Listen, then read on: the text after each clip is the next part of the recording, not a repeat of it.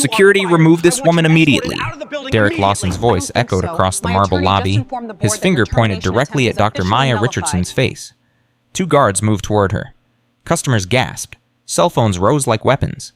And Maya Richardson, the woman who had built this $4 billion institution from the ashes of bankruptcy, who had saved 3,000 jobs, who had turned Sovereign Trust into the most profitable regional bank in the Southeast, stood perfectly still. Her name was etched on the building's cornerstone. Her signature authorized every paycheck in this room. Her portrait hung in the executive boardroom, 47 floors above. And now a 34-year-old assistant manager was having her dragged out like a criminal. She had exactly 11 minutes before her legal team would walk through those doors. 11 minutes to decide whether to reveal herself or let this man destroy his own career. She chose to wait. What happened in those 11 minutes would be watched by 14 million people. It would end 6 careers. It would spark congressional hearings. And it would prove that in America, the color of your skin can still override the power of your position. Before we continue, subscribe to this channel and follow this story to the end. Drop a comment with your city so I can see how far Maya's story reaches. This is the day Sovereign Trust Bank learned that their CEO had been watching all along. The glass doors swung open at 2:47 p.m. Maya Richardson had not planned to visit the flagship branch today. She had a board meeting at 3:30, a conference call with the Federal Reserve at 4:15, a dinner with the governor at 700, but this morning she had received an anonymous email. Your downtown branch discriminates against black customers. Come see for yourself. Don't tell anyone who you are. She had received similar complaints before. Statistics, reports, formal grievances. But numbers were abstract. She wanted to see the truth with her own eyes. So she left her security detail at headquarters, removed her CEO badge, told her assistant she was taking an early lunch, and walked into her own bank as a stranger. The lobby gleamed. $12 million in Toronto renovations completed last spring. Maya had approved every design choice. The Italian marble, the Austrian crystal chandeliers, the hand-carved mahogany teller stations. She had built this temple to financial services. Now she would test whether it served all worshippers equally. The young woman at the premium banking counter didn't look up when Maya approached. Her name tag read Ashley Morrison. 24 years old according to the personnel files Maya had reviewed last quarter. 6 weeks out of training. Satisfactory performance reviews. Excuse me, Ashley said, eyes fixed on her computer screen. Regular customer service is over there. Her hand waved vaguely toward the basic teller windows. Maya felt the first spark of recognition, not surprise. Recognition. She had heard this tone before. In college, when professors assumed she was in the wrong classroom. In graduate school, when colleagues questioned whether she had earned her fellowship. In boardrooms, when executives addressed their questions to the white men beside her. I need executive banking services, Maya said. Ashley's fingers stopped moving on the keyboard. She looked up. Her eyes traveled from Maya's face to her suit to her shoes and back again. The calculation was visible. The conclusion was predetermined. Do you have an appointment? No. These services require an appointment and significant account minimums. Ashley's voice carried the particular patience reserved for people who didn't understand their place. Perhaps one of our community branches would be more suitable. Community branches. The ones in poorer neighborhoods, the ones with longer lines and fewer services and staff who looked like Maya. I'd like to speak with a manager. Ashley's jaw tightened. She reached for her phone. Derek, there's a woman here. She's being difficult. Difficult. Maya had been called difficult her entire career. Difficult when she demanded equal pay. Difficult when she challenged discriminatory lending practices. Difficult when she refused to accept no for an answer. Difficult was how small people described those who refused to stay small. The office door opened. Derek Lawson emerged. Maya recognized him from his personnel file. 34. MBA from a mid-tier program. Hired 3 years ago. Promoted to assistant manager 18 months later. His performance reviews praised his commanding presence and ability to enforce standards. She had never met him in person. The CEO didn't typically interact with branch-level assistant managers. That was about to change. Derek walked towards her with the swagger of a man who had never been questioned. His eyes swept over Maya with the quick dismissal of someone sorting humans into categories. She didn't fit his category for premium customers. Is there a problem here? His voice boomed across the lobby. Heads turned. Conversation stopped. Ma'am, this is our executive services area. Are you sure you're in the right place? He emphasized right place as if the concept required explanation. I'm requesting executive banking services. Executive services require significant assets. We're talking $250,000 minimum, exposed cash and liquid investments only. Derek crossed his arms. Plus extensive verification, background checks, income documentation. He leaned closer, lowered his voice, but not low enough. Proof that funds were obtained through legitimate means. The word legitimate hung in the air like an accusation. Maya thought about the 14-hour days she had worked to earn her doctorate, the weekends she had sacrificed building her career, the discrimination she had overcome, the glass ceilings she had shattered, and this man, this small man with his small title and his small mind. He was questioning whether her success was legitimate. She could end this now. Pull out her CEO badge, watch his face crumble, have him escorted from the building before his next heartbeat. But that wouldn't answer the question that had brought her here. How many other black customers had stood in this spot? How many had been humiliated? Turned away, made to feel like criminals for the sin of seeking service? How many had walked out those doors and never filed a complaint because they assumed nothing would change? She needed to know how far this would go. "What documentation do you require?" she asked. Derek smiled. The expression held no warmth. Government ID, proof of residence, 3 months of bank statements from other institutions, employment verification letter, tax returns for the past 2 years. He ticked each item off on his fingers. And a detailed, written explanation of how you accumulated your assets. None of these requirements existed in Sovereign Trust's actual policies. Maya had written those policies herself. That seems extensive. "We have to protect ourselves, ma'am. Fraud is a serious problem. Money laundering, identity theft." Derek shrugged. "Some people try to access services they're not entitled to. We have to be vigilant." Near the window, a young woman had been watching since Maya entered. Rachel Chen, 28, had come to the bank to close her late mother's account. Her mother had died 3 weeks ago. Cancer. Rachel was still wearing black. She had been waiting 45 minutes while white customers were served ahead of her. Now she watched another black woman being interrogated for requesting basic service. Rachel's mother had been a civil rights attorney, had spent 30 years fighting discrimination in housing, employment, and lending, had told Rachel stories about the bad old days when banks wouldn't serve black customers at all. Those days weren't supposed to exist anymore. Rachel opened Instagram, started a live stream, angled her phone toward the premium counter. 47 viewers joined immediately. Her mother would have wanted this documented. "I have identification, Sharkit," Maya said, reaching for her wallet. "Keep your hands where I can see them." Derek's voice sharpened. "Slowly." Maya paused. In that moment, she understood something profound about America. A black woman reaching for her wallet was a threat. A white man with a gun was exercising his rights. She withdrew her driver's license with deliberate slowness, placed it on the counter. Derek picked it up, squinted at it, set it down. "This isn't sufficient. It's a valid Georgia driver's license. I need more." Given the circumstances. What circumstances? Derek's smile flickered. He hadn't expected the question, hadn't expected resistance. "Ma'am, I'm trying to help you, but you need to cooperate with our verification process." "I'm happy to cooperate. What specific additional documentation do you need?" "I already told you. Tax returns, employment verification, bank statements, written explanation of assets." "And if I don't have those documents with me today," Derek's expression hardened, "then you'll need to make an appointment and return when you're properly prepared. Executive services aren't for walk-ins." Rachel's viewer count hit 143. Comments began appearing. "Is he serious right now? This is discrimination. What bank is this? Someone needs to record this for evidence." The door to the back office opened again. Regional Manager Victoria Palmer stepped out. 43 years old. 12 years with Sovereign Trust. She had heard the commotion from her desk. "What's going on here?"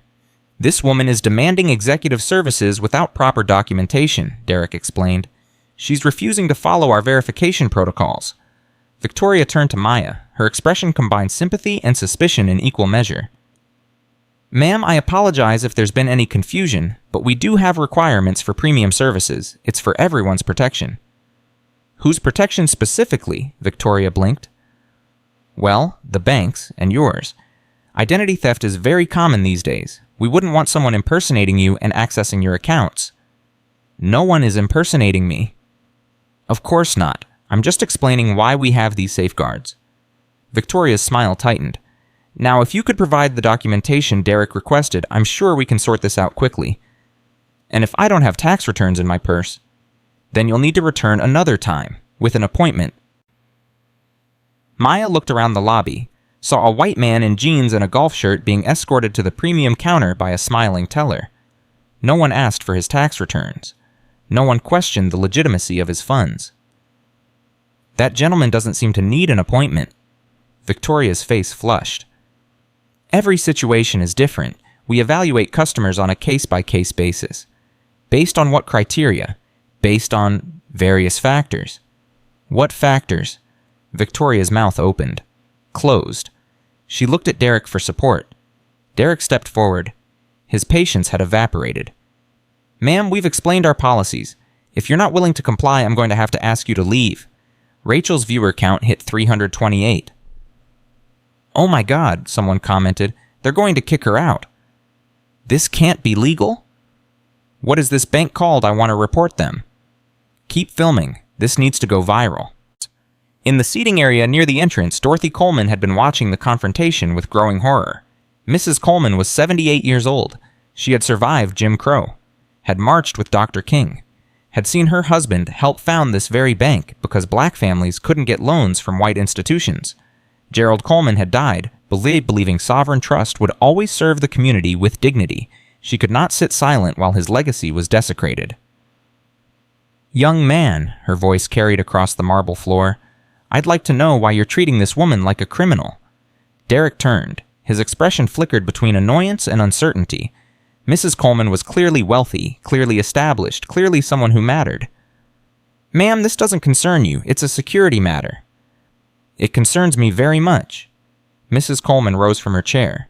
78 years old, and she still moved with the determination of a woman who had faced fire hoses and police dogs. My husband helped found this bank. I've been a customer for 50 years, and I have never seen anyone treated with such disrespect. With all due respect, Mrs. Coleman, you don't understand the situation. I understand perfectly. Her eyes locked with Derek's. I understand exactly what I'm seeing, and so does everyone else in this room. Derek's jaw tightened. He was losing control of the situation. The audience he had been performing for was turning against him. He made his decision. Security. His voice rang across the lobby. I need assistance at the premium counter. 2 guards approached. Marcus Williams, head of security, led them. 52 years old, 23 years of experience. He had been watching the confrontation from across the lobby, his instincts screaming that something was wrong. The woman's composure, her expensive suit, the quality of her accessories, the way she held herself like someone accustomed to authority. But Derek was his supervisor's supervisor, and protocol demanded he follow orders. Ma'am, Marcus said quietly, I'm going to need you to come with us. Maya looked at him, really looked at him, and Marcus felt a chill run down his spine. This woman wasn't afraid, wasn't intimidated, wasn't even angry. She was waiting. For what? Am I being detained? Maya asked. We're asking you to leave the premises. On what grounds? Marcus hesitated. He had no answer. The woman had done nothing wrong, had threatened no one, had simply asked for service. On the grounds that you've been asked to leave, Derek interjected. This is private property. We reserve the right to refuse service. Refuse service based on what? Derek's face reddened. He stepped closer to Maya, close enough that she could smell his cologne, see the sweat beading on his forehead. Based on whatever criteria we choose. Now leave or I'll have you arrested for trespassing. Rachel's viewer count hit 874. He's going to have her arrested. Someone call the police. No, let him call the police. Let them see what he's doing. This is the most racist thing I've ever witnessed in real life. What is her name? She's handling this so well. The video conference screen behind the teller counter flickered to life. District Manager Kenneth Hayes appeared patched in from the regional office. 51 years old, corner office, $300,000 salary. He had been monitoring the situation through the branch's security cameras. What's the status? Hayes demanded. His voice boomed through the speakers. Individual refusing to comply with verification protocols, Derek reported. She's being hostile and uncooperative. I'm preparing to have her removed. Hayes nodded. His face filled the screen, broadcasting his authority to the entire lobby. If she won't cooperate, she needs to go. We can't have people wandering in off the street demanding premium services. It encourages the wrong element. Wrong element. Maya heard those words and felt something shift inside her. She had given this man his job, had approved his promotion, had signed off on his bonus last Christmas, and he had just called her the wrong element. "Mr. Hayes," she said, addressing the screen directly, "could you clarify what you mean by wrong element?" Hayes squinted at the camera as if noticing her for the first time. "I mean people who don't belong in our premium services area, people who can't meet our standards, people who waste our staff's time with demands they're not entitled to make."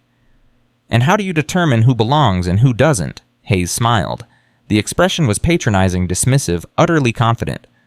"We know our customers, ma'am. We know who fits and who doesn't. It's called professional judgment." Professional judgment based on what criteria?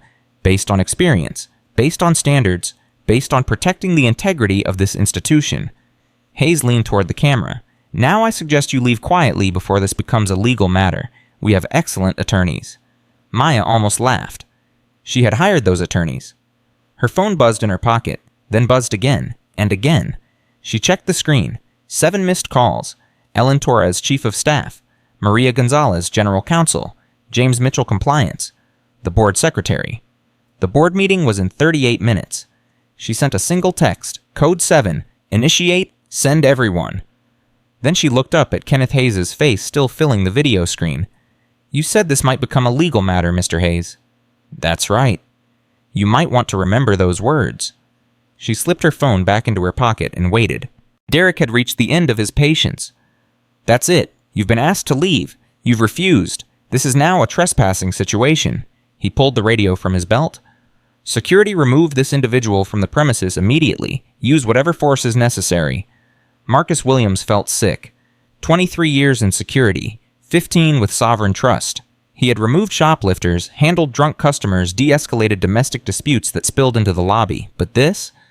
Dragging out a well-dressed black woman whose only crime was asking for service, this felt wrong. Everything about this felt wrong. "Ma'am," he said quietly, "please, just leave. Don't make this harder than it needs to be." Maya met his eyes. "Mr. Williams, do you know who I am?" Marcus frowned. "Should I?" "Check your employee handbook, page 3, the welcome letter." Marcus blinked. "The welcome letter? What did that have to do with anything, ma'am? I don't... My picture is at the top. My signature is at the bottom. I wrote that letter 6 years ago when I became CEO. The word detonated in the lobby like a bomb. CEO. Derek's face froze. Victoria's mouth fell open. Kenneth Hayes on the video screen went completely pale. That's impossible, Derek stammered. "You can't be..." Maya opened her briefcase.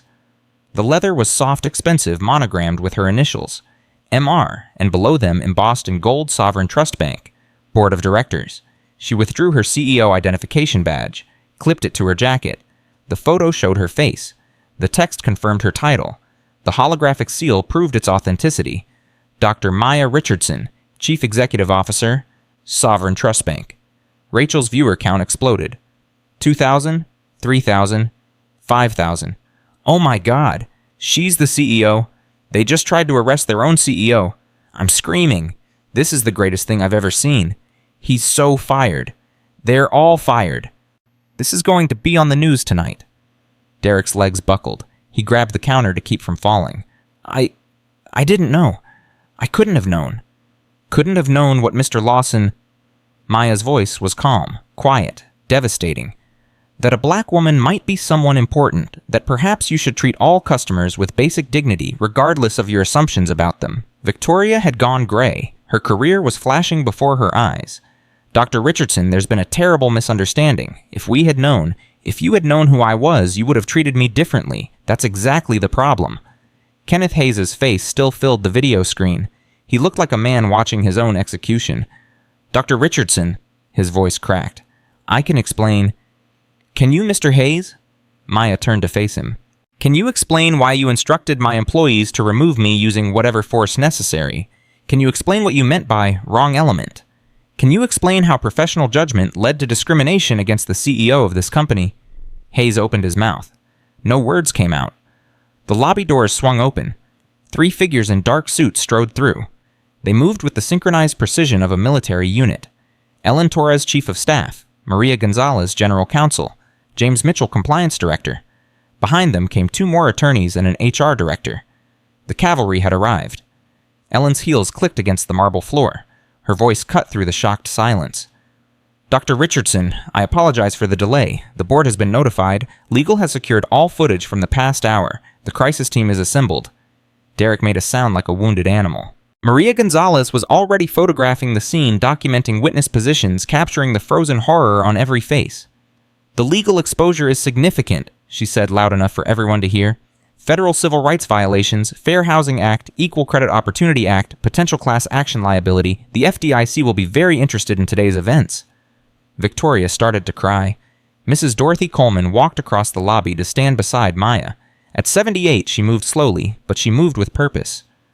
My dear, she said, taking Maya's hand, I am so proud of you, your dignity, your strength. Gerald would have been honored to know you. Maya squeezed the elderly woman's fingers. Thank you, Mrs. Coleman. Your witness today matters more than you know. James Mitchell approached with a tablet already displaying the security footage on a split screen. Every angle, every moment, every word captured in high definition. We have everything, he confirmed, including Mr. Hayes' instructions from the regional office. The phrase, whatever force necessary, is clearly audible. Hayes' face on the video screen had gone from pale to green.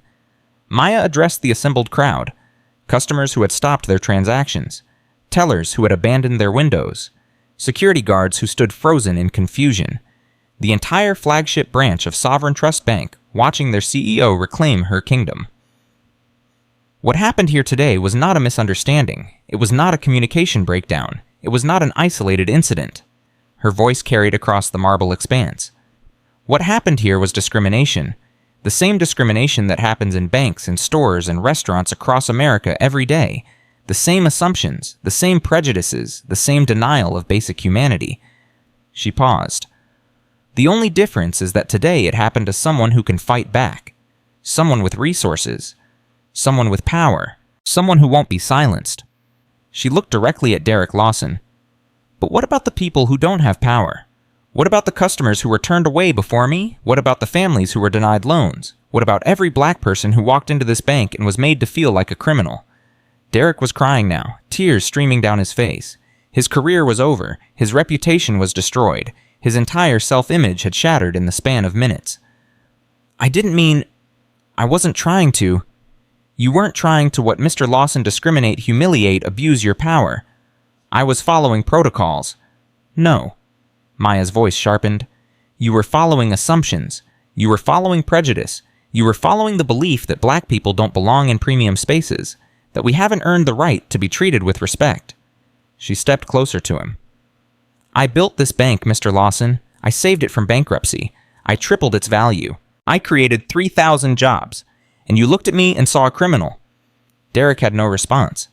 There was no response. Rachel's viewer count had passed 12,000. The hashtag Sovereign Trust CEO was trending nationally. News vans were already being dispatched. Ellen Torres touched Maya's arm. Dr. Richardson, the board is waiting. We need to begin the emergency session. Maya nodded. Mr. Williams, she addressed the security chief, please escort Mr. Lawson, Ms. Palmer, and Mr. Hayes to the 47th floor. They'll be attending the board meeting. Marcus Williams straightened. In that moment, he made a decision that would define the rest of his career. Dr. Richardson, with respect, I should have intervened earlier. I saw what was happening. I knew it was wrong, and I followed orders instead of my conscience. Maya studied him for a long moment. We'll discuss that at the meeting, Mr. Williams. Your honesty is noted. She turned toward the executive elevators. Ellen, Maria, and James fell into step beside her. At the elevator doors, Maya paused, turned back to face the lobby one final time. Every eye was on her, the marble floors she had chosen, the chandeliers she had approved, the employees she had hired, the institution she had built. Sovereign Trust Bank was founded on a promise, she said. A promise to serve this community, all of this community. Today that promise was broken. The elevator doors opened. Tomorrow we begin rebuilding, and we start by telling the truth about what happened here. She stepped into the elevator. The doors closed behind her. In the lobby, Derek Lawson collapsed into a chair, his head in his hands. Victoria Palmer stood motionless, tears still streaming down her face. Kenneth Hayes' video feed had disconnected. He was reportedly already packing his office. Rachel Chen ended her Instagram Live with 14,400 viewers. Her final words before signing off: "My mother spent her life fighting discrimination. She died 3 weeks ago, and today I watched a black woman refuse to be broken. Mom, I hope you saw this. I hope you're proud." Mrs. Dorothy Coleman sat in the premium seating area watching the elevator numbers climb toward the 47th floor. She was smiling. Gerald would have loved this. The board meeting was about to begin, and Derek Lawson's 60-second countdown had just become the most expensive mistake in Sovereign Trust history. The elevator climbed toward the 47th floor in silence. Maya Richardson stood with her back against the mirrored wall watching the numbers rise. 32, 33, 34. Her reflection stared back at her, and for the first time since walking into the lobby, she allowed herself to feel the weight of what had just happened. Ellen Torres spoke first. "The footage is already being analyzed by legal. Every second documented. Every word transcribed." "How bad?" Maya asked. "For them, career-ending. For the bank." Ellen paused. "That depends on what you decide in the next hour." Maria Gonzalez looked up from her tablet. "Social media is exploding. The Instagram Live has been screen recorded and uploaded to 17 different platforms. We're trending nationally. CNN has already reached out for comment." The elevator passed floor 41. James Mitchell cleared his throat. "Dr. Richardson, I need to inform you of something before we enter that boardroom." Maya turned to face him. "The anonymous email you received this morning, the one that prompted your visit?" James's expression was grim. "It didn't come from a customer." Maya's eyes narrowed. "Who sent it?"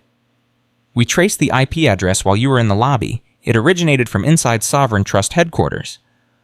The elevator stopped at floor 47. The doors opened. Maya didn't move. "Someone inside my own company set this up. It appears so. We're still investigating, but the email was routed through our internal server before being anonymized." Ellen stepped closer. "Maya, this could have been a trap. Someone wanted you to experience that discrimination firsthand. The question is why?" Maya's mind raced through possibilities. A whistleblower trying to expose problems. A rival trying to embarrass her. A board member positioning for a takeover. She stepped out of the elevator. "We'll find out who sent it, but right now we have a meeting to run." 3:47 p.m. The executive conference room occupied the entire northwest corner of the 47th floor. Floor-to-ceiling windows offered a panoramic view of downtown Atlanta, but no one was looking at the view. 12 board members sat around the polished mahogany table. Some Maya had known for years. Others she was still learning to trust. All of them wore expressions ranging from shock to barely concealed calculation. Board Chairman David Sterling rose when Maya entered. At 68, he had served Sovereign Trust for 32 years. He had been Gerald Coleman's protege before becoming chairman. He had supported Maya's appointment as CEO when others had doubted. "Dr. Richardson," his voice was heavy, "I've been briefed on the situation. The board extends its deepest apologies for what you experienced today." "Thank you, David, but apologies won't be sufficient." Maya took her seat at the head of the table. Ellen positioned herself to her right, Maria to her left. James Mitchell stood near the presentation screen tablet ready. "Before we proceed," Maya said, "I want Mr. Lawson, Ms. Palmer, and Mr. Hayes brought in. They need to hear what happens next." David Sterling frowned. "Is that wise, having them present during board deliberations?" "They were present when they humiliated me. They can be present when we decide their fate." A murmur rippled through the board members. Catherine Liu, who chaired the Risk Management Committee, nodded slowly. "I agree. Let them see the consequences of their actions." 3:52 p.m. The conference room door opened. Marcus Williams escorted Derek Lawson and Victoria Palmer inside. Derek's face was ashen, his earlier swagger completely dissolved. Victoria had stopped crying, but her eyes were red and swollen. Kenneth Hayes appeared on the video conference screen. He had not packed his office after all. Perhaps he believed distance would protect him. It wouldn't. "Sit," Maya said, gesturing to chairs along the wall.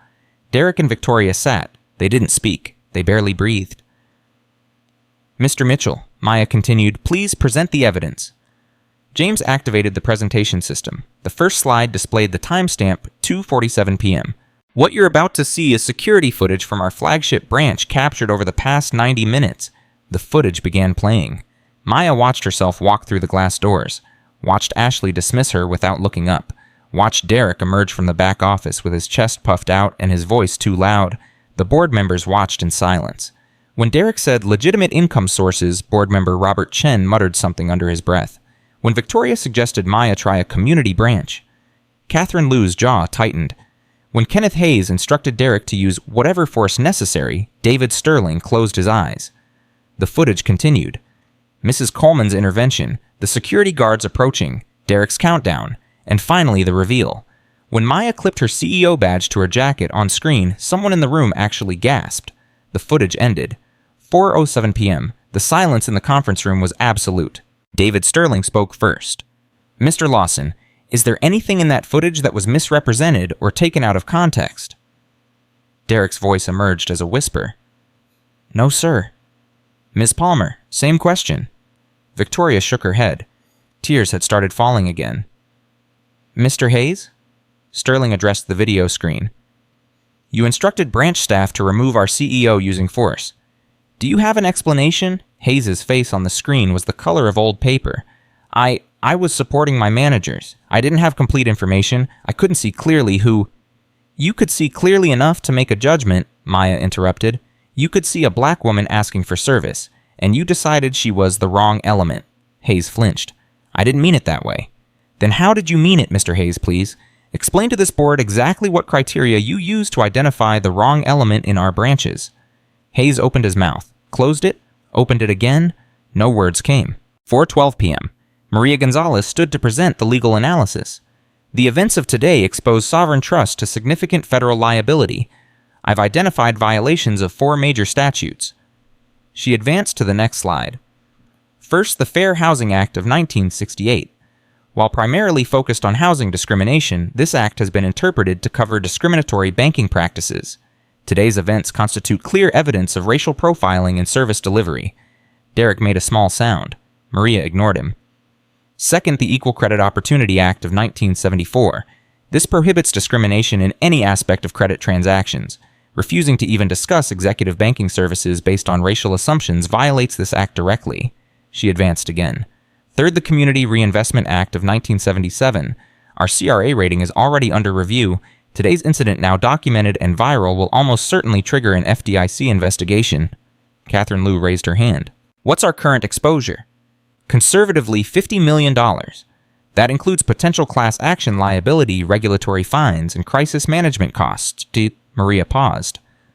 If the FDIC determines systemic discrimination, they could impose operational restrictions. In extreme cases, they could suspend our banking license. The temperature in the room seemed to drop 10 degrees. However, Maria continued, our response in the next 24 hours will significantly impact these outcomes. Regulators and courts look favorably on institutions that take immediate, decisive corrective action. Board member Jennifer Walsh, who chaired the audit committee, leaned forward. What kind of corrective action? Maria looked at Maya. That's for Dr. Richardson and this board to decide, but I can tell you what won't be sufficient. Press releases, sensitivity training, slaps on the wrist. She looked directly at Derek. This requires real accountability and real change. 4:23 p.m. Maya stood and walked to the window. For a moment, she looked out at the Atlanta skyline, the city where she had built her career, the city where she had faced discrimination 100 times before today. Then she turned back to the room. I'm going to tell you a story, she said. A story most of you don't know. The board members exchanged glances. 31 years ago, I was a teller at a bank in Chicago, 22 years old, fresh out of Howard, eager to start my career. She walked slowly around the table as she spoke. One afternoon, a white woman came to my window. She took one look at me and asked to see a different teller. I asked if there was a problem. She said, I don't trust your kind with my money. Derek shifted uncomfortably in his chair. I went home that night and cried, called my mother, told her I wanted to quit, told her the banking industry wasn't made for people like us. Maya stopped behind Derek's chair. Do you know what my mother said? Derek shook his head. She said, baby, don't quit. Don't let them push you out. Stay, rise. And when you get to the top, make sure no one else has to feel the way you feel tonight. Maya placed her hand on the back of Derek's chair. I stayed. I rose. I got to the top. And today in my own bank, I felt exactly the way I felt 31 years ago. Her voice didn't waver, but something in it made Derek flinch. So the question before this board isn't just about legal liability. It isn't just about public relations. It's about who we are, what we stand for, whether my mother's faith in this industry was justified. 4:31 p.m. David Sterling cleared his throat. Dr. Richardson, what do you recommend? Maya returned to her seat. I have 3 options for the board to consider. She nodded at James, who advanced to the next slide. Option 1, minimize and contain. We terminate the employees directly involved, issue a public apology, implement basic sensitivity training, and hope the story fades. She paused. This option protects short-term stock price. It satisfies our lawyers, and it virtually guarantees we'll be back in this room within a year, facing the same crisis with different faces. She gestured for the next slide. Option 2, moderate reform. We terminate involved employees, implement comprehensive bias training, establish a customer advocacy program, and commit to third-party audits. This option shows good faith to regulators. It might reduce our legal exposure, but it treats today as an isolated incident rather than a symptom of systemic failure. The final slide appeared. Option 3, complete transformation. We don't just change policies, we change culture. We become the national model for equitable banking. We invest in communities we've underserved. We tie executive compensation to diversity outcomes. We make Sovereign Trust the bank that Black families can trust. Jennifer Walsh raised her hand. What are the costs of Option 3? Initial implementation, $2 to $3 million over 6 months. Ongoing compliance, approximately $1 million annually. Community Investment Fund, $500,000 to start with annual contributions based on profitability. And the return? Maya smiled for the first time since entering the conference room. 15% of this country's population is Black. Many of them have been treated exactly the way I was treated today. They're looking for a bank that sees them as human beings, not suspicious characters. She leaned forward. Option 3 isn't just the right thing to do, it's good business. 4:38 p.m. The debate that followed was intense but brief. Robert Chen argued for Option 2, citing shareholder concerns. Catherine Liu countered that shareholders would suffer far more from an FDIC investigation. Jennifer Walsh calculated the long-term revenue potential of capturing underserved markets. Thomas Anderson, a former federal prosecutor, warned that anything less than Option 3 would be seen as inadequate by regulators. David Sterling listened to each perspective, then he called for a vote. All in favor of Option 3, complete transformation, 11 hands rose. Opposed. Robert Chen hesitated, then slowly raised his hand in favor. The motion carries unanimously. Derek Lawson had been sitting against the wall watching his fate being decided by people whose names he had never known in a room he had never entered at a level of the organization he had never imagined reaching. Now Maya turned to face him. Mr. Lawson? Derek stood. His legs were unsteady. The board has voted for complete transformation. That transformation begins with accountability. Derek nodded. He knew what was coming. Your employment with Sovereign Trust is terminated effective immediately. The words landed like hammer blows. However, Derek looked up. I'm offering you a choice. 4:44 p.m. The conference room had gone completely silent. Even the board members seemed surprised. A choice? Derek's voice cracked. You can accept your termination, leave today, find another job. Spend the rest of your life being known as the man who tried to have his CEO arrested. Derek's face crumbled. Or, Maya continued, you can accept responsibility for what you did, publicly, completely, and you can spend the next 6 months in an intensive diversity education program fully funded by Sovereign Trust. Counseling, training, community service. Real work to understand why you saw a Black woman and assumed she was a criminal. Derek stared at her. If you complete the program successfully, we will help you find employment. Not here, but somewhere. With a recommendation that acknowledges both your failure and your growth. Why? Derek's voice was barely audible. Why would you do that for me? Maya studied him for a long moment. Because 31 years ago, I wanted to quit. I wanted to give up on an industry that didn't want me, and someone gave me another chance.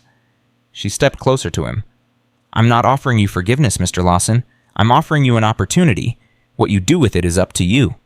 4:49 p.m. Victoria Palmer received the same offer. She accepted immediately, tears streaming down her face. Kenneth Hayes was not offered a choice. As a regional executive, his failure was more severe, his judgment more culpable. His termination was immediate and permanent. When his video feed disconnected for the final time, no one in the room spoke his name. Marcus Williams was called into the conference room next. The head of security walked in with the bearing of a man prepared to accept punishment. He had followed orders when he should have followed conscience. He knew it. He was ready for the consequences. Maya surprised him. Mr. Williams, you told me in the lobby that you should have intervened earlier. That you saw what was happening and knew it was wrong. Yes, ma'am, that's true. Why didn't you... Marcus took a deep breath. Protocol, chain of command. The training that says follow your supervisors, don't question decisions above your pay grade. He paused. But those are excuses. The truth is I was afraid. Afraid of being wrong. Afraid of overstepping. Afraid of the consequences if I challenged a manager. Maya nodded slowly. Fear is human, Mr. Williams, but courage is a choice.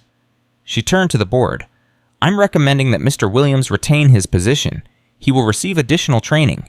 He will participate in developing new security protocols that prioritize de-escalation and cultural sensitivity. And he will be personally responsible for ensuring that what happened today never happens in any sovereign trust branch again. Marcus's eyes widened.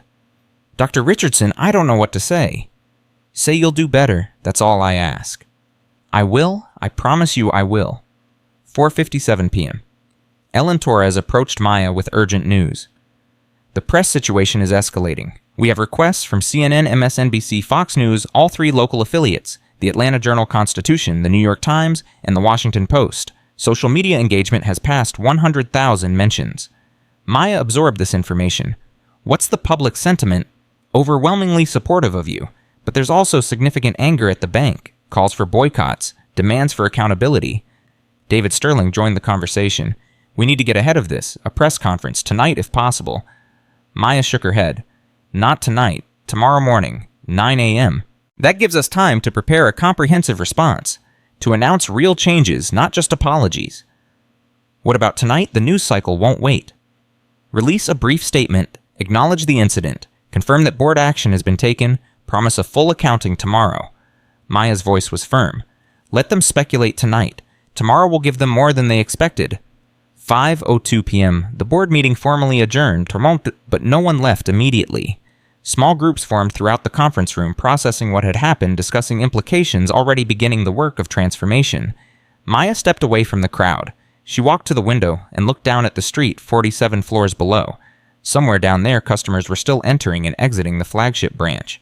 Tellers were still processing transactions. Life was continuing as if nothing had changed. But everything had changed. Ellen appeared beside her. How are you doing? Really? Maya was quiet for a moment.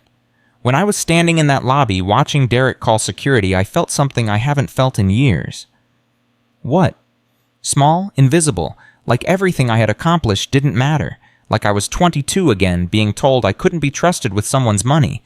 Ellen put a hand on Maya's shoulder. But you didn't let it show. You stood there like a queen. Because showing it would have given him power. Showing it would have confirmed what he already believed. Maya turned from the window.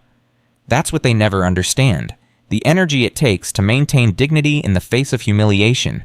The exhaustion of being strong when everything in you wants to scream.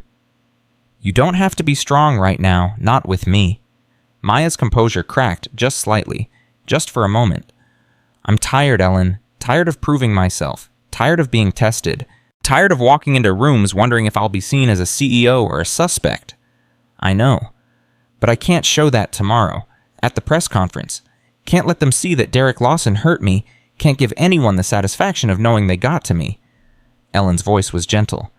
Maybe that's exactly what you should show them. Maya frowned. What do you mean? You're human, Maya. What happened today was painful. Pretending it wasn't doesn't make you stronger. It makes you unreachable. Ellen paused. The people watching tomorrow, the ones who've experienced what you experienced, they need to see that it hurts. That even successful people feel the sting of discrimination. That's what makes your response powerful. Not that you were unaffected, but that you turned pain into change. 5:14 p.m. Maya was preparing to leave when Maria Gonzalez approached with her tablet. We've identified the source of the anonymous email. Maya's attention sharpened. Who? Maria glanced around, ensuring no one else was within earshot. It came from a computer in the legal department. The user was logged in as a junior associate named Terrence Williams, but Terrence Williams was on vacation in Hawaii when the email was sent. Someone used his credentials. Maya's eyes narrowed. Someone in legal wanted me to experience discrimination in our own branch. They set this up. It appears so. We're still tracing the actual source. Maya processed this information. Someone had known about the problems at the flagship branch. Someone had wanted her to see it firsthand. Someone had orchestrated today's events. But who and why? "Keep investigating," Maya said. "I want to know who sent that email by tomorrow morning." "There's something else." Maria hesitated. "The email wasn't the only communication we found." "What do you mean?" "There have been similar anonymous reports sent to the FDIC over the past 3 months. Customer complaints, statistical analyses, documentation of discriminatory patterns." Maria's voice dropped. "Someone inside Sovereign Trust has been building a case against us, and they've been doing it for a while." 5:23 p.m. Maya stood alone in the executive conference room. Everyone else had filed out. The presentation screens were dark. The chairs sat empty around the mahogany table. She pulled out her phone and looked at the screen. Hundreds of notifications. Messages from friends, colleagues, strangers who had seen the video. Words of support, words of outrage, words of solidarity. One message caught her eye. It was from a number she didn't recognize. "Dr. Richardson, what happened today needed to happen. Sometimes we have to feel the wound before we can heal it. The real corruption goes deeper than one branch. Keep digging. Not everyone on your board is your friend." Maya read the message 3 times. Then she saved the number and slipped the phone back into her pocket. Tomorrow would bring the press conference, the public accounting and dusting, the beginning of transformation. But tonight she had a different mystery to solve. Someone inside her own company had orchestrated today's humiliation. Someone on her board might be working against her, and someone somewhere was trying to warn her. 5:31 p.m. Maya Richardson walked to the elevator, pressed the button for the lobby, the doors closed, and 47 floors below the flagship branch of Sovereign Trust Bank continued operating as if the world hadn't just shifted on its axis. But it had. The reckoning was only beginning. 6:47 p.m. Maya Richardson did not go home. She told her driver to circle the block twice checking for news vans, then had him drop her at the service entrance of Sovereign Trust headquarters. The main lobby was probably surrounded by reporters already. She needed time to think before facing cameras. The executive elevator carried her back to the 47th floor.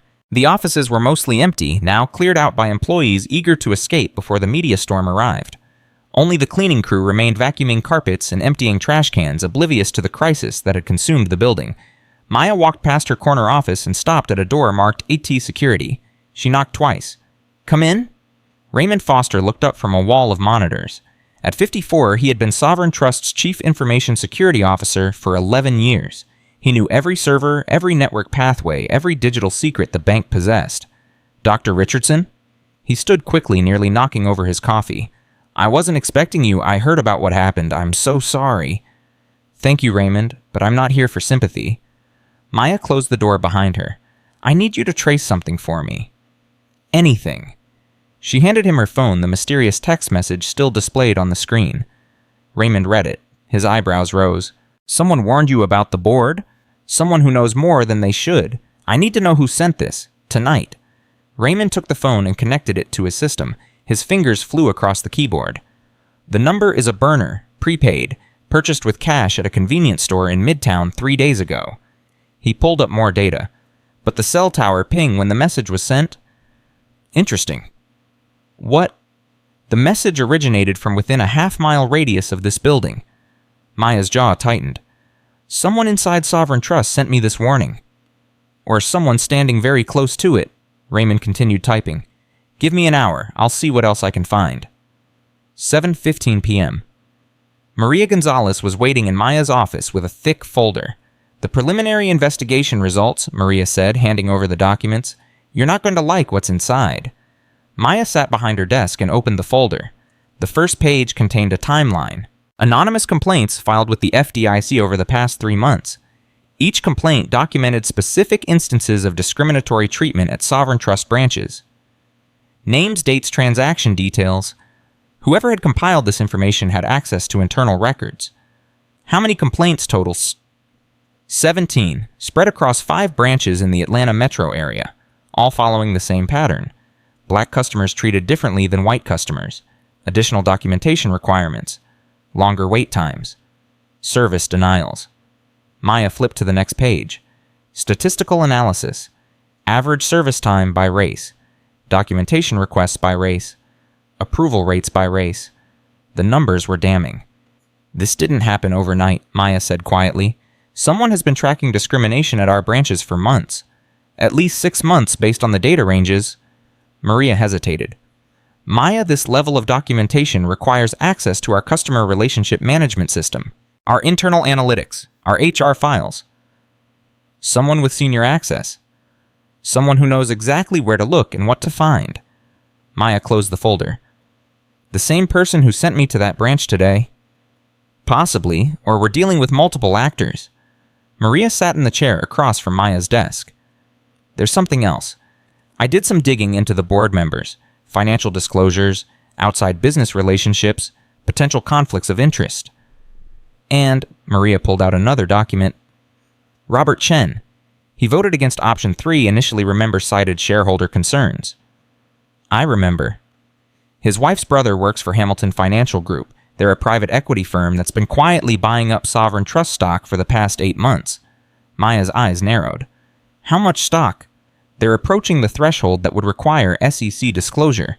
Another 2% and they'd have to reveal their position publicly." "Why would a private equity firm be accumulating our stock?" Maria's expression was grim. "Usually because they're planning a hostile takeover, or they're betting the stock price will drop and they can buy the company at a discount." Maya stood and walked to the window. "So Robert Chen's family connection could profit from a scandal that damages sovereign trust. It's circumstantial, there's no direct evidence of coordination. But it's a hell of a coincidence." 7:52 p.m. Ellen Torres burst through the office door without knocking. "We have a problem." Maya turned from the window. "What kind of problem?" "Derek Lawson. He was supposed to go home quietly. Instead, he's been contacted by a reporter from the Atlanta Journal-Constitution. They're offering him money for an exclusive interview." "How much money, so?" $50,000, plus they're positioning it as his chance to tell his side of the story, make himself the victim. Maya's hands clenched at her sides. "Has he agreed?" "Not yet, but his wife called our HR department 20 minutes ago asking about his severance package, specifically whether accepting the interview would void his termination agreement." "Would it?" Ellen nodded. "The NDA he signed prohibits him from discussing internal matters with media. If he does the interview, he loses his severance. All of it." "Does he know that—" "His wife knows. She's a paralegal. She's probably advising him right now." Maya considered the situation. $50,000 is a lot of money to someone who just lost his job. And if Derek goes on television portraying himself as the victim of a corporate witch hunt, it changes the narrative. "It gets worse."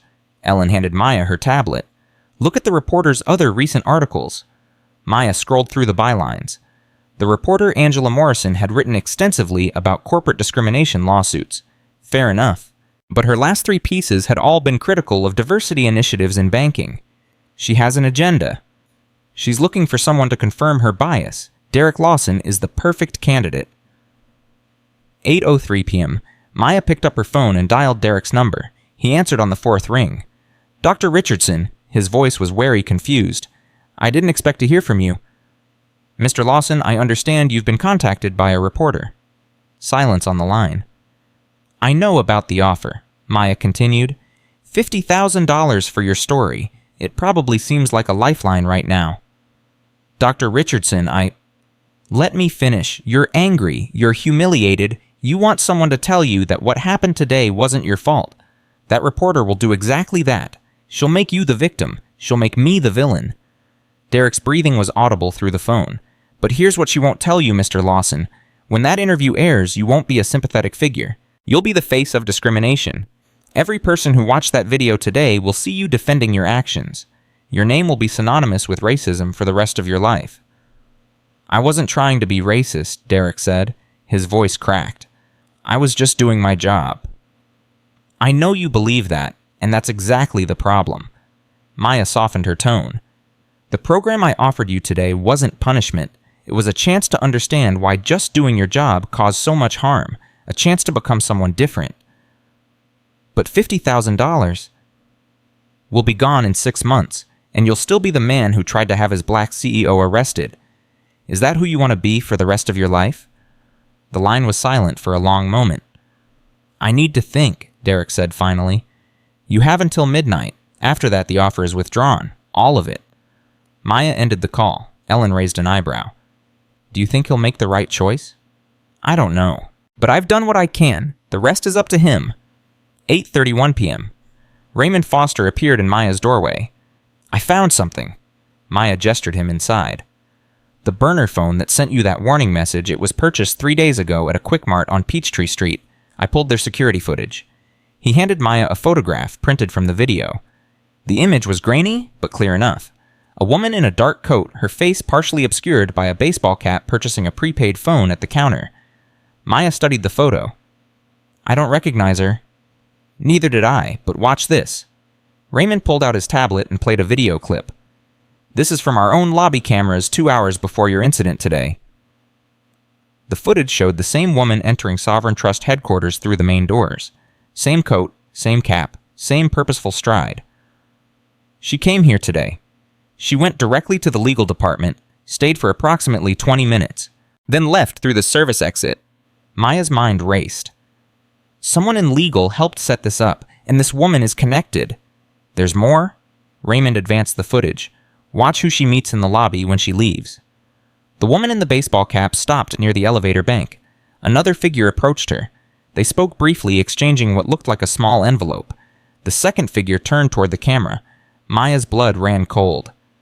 That's Robert Chen. 8:47 p.m. Maya stared at the frozen image on Raymond's tablet. Robert Chen.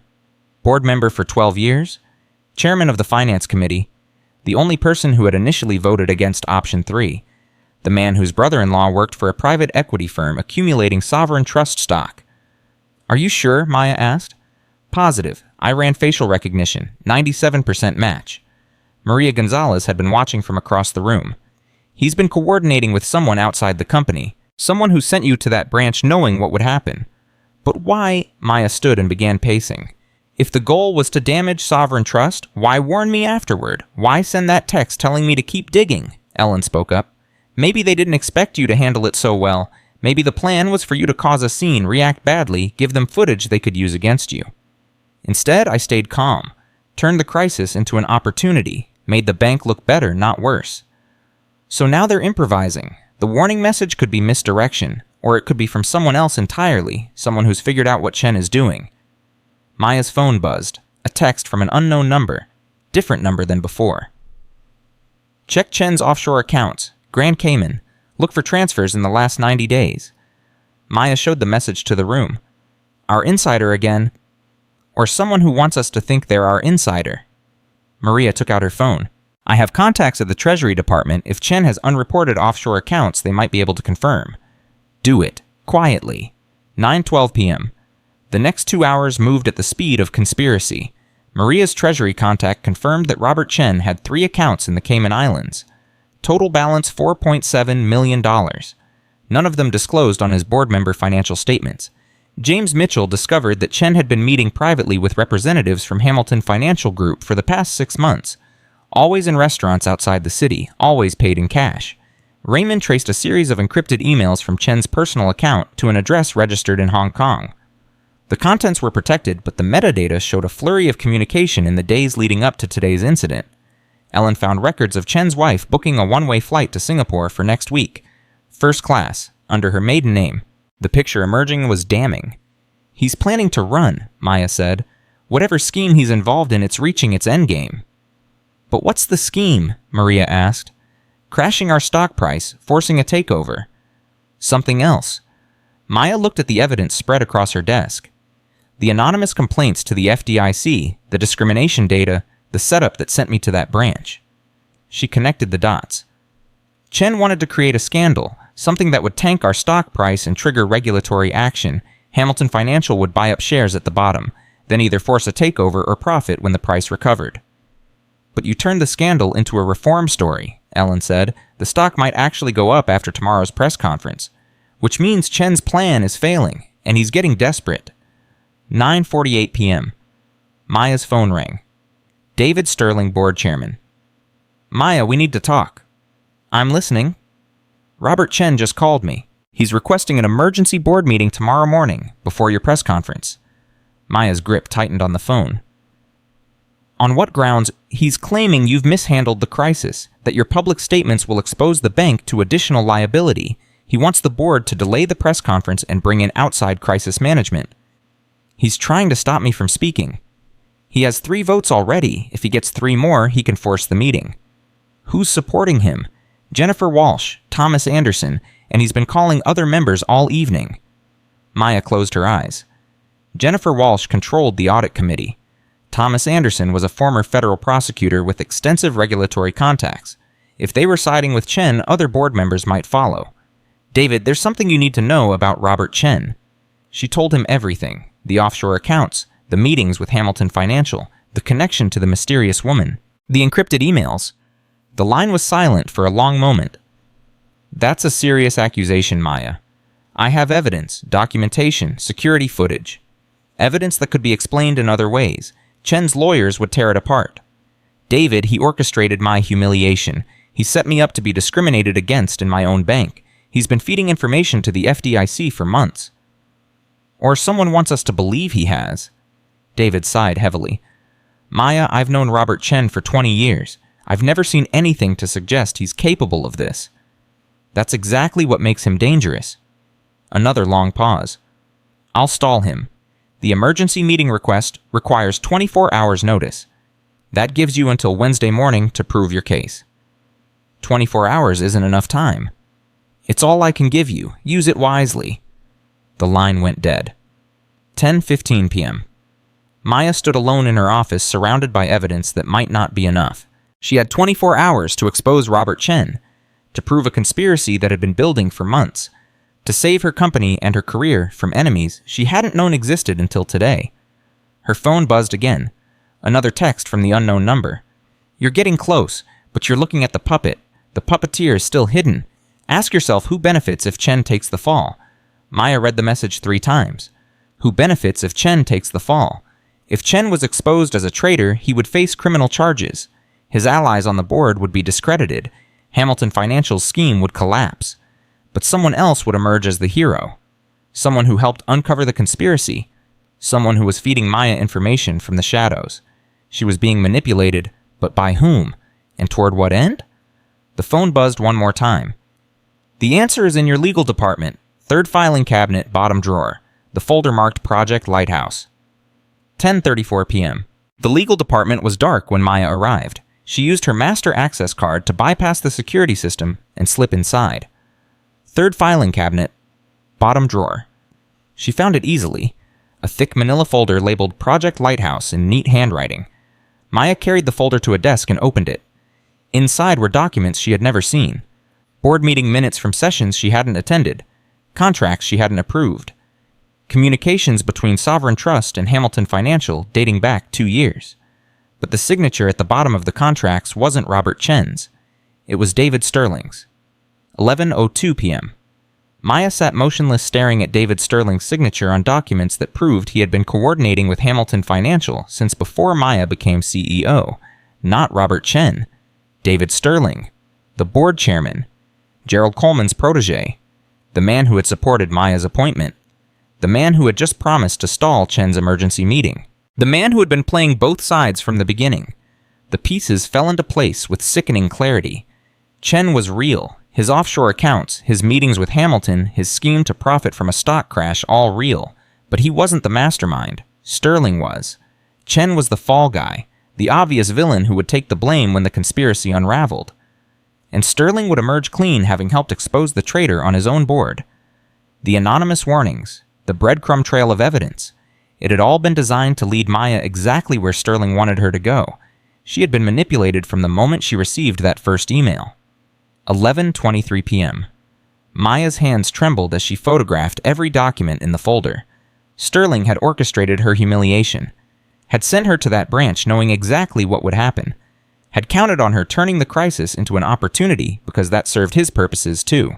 A reformed sovereign trust led by a strengthened Maya Richardson would be worth more than a scandal-plagued institution.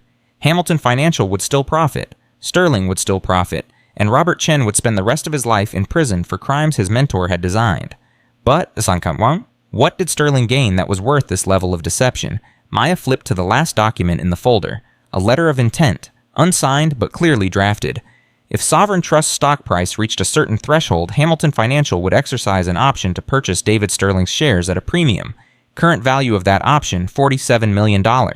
Sterling wasn't just coordinating with Hamilton Financial. He was getting rich.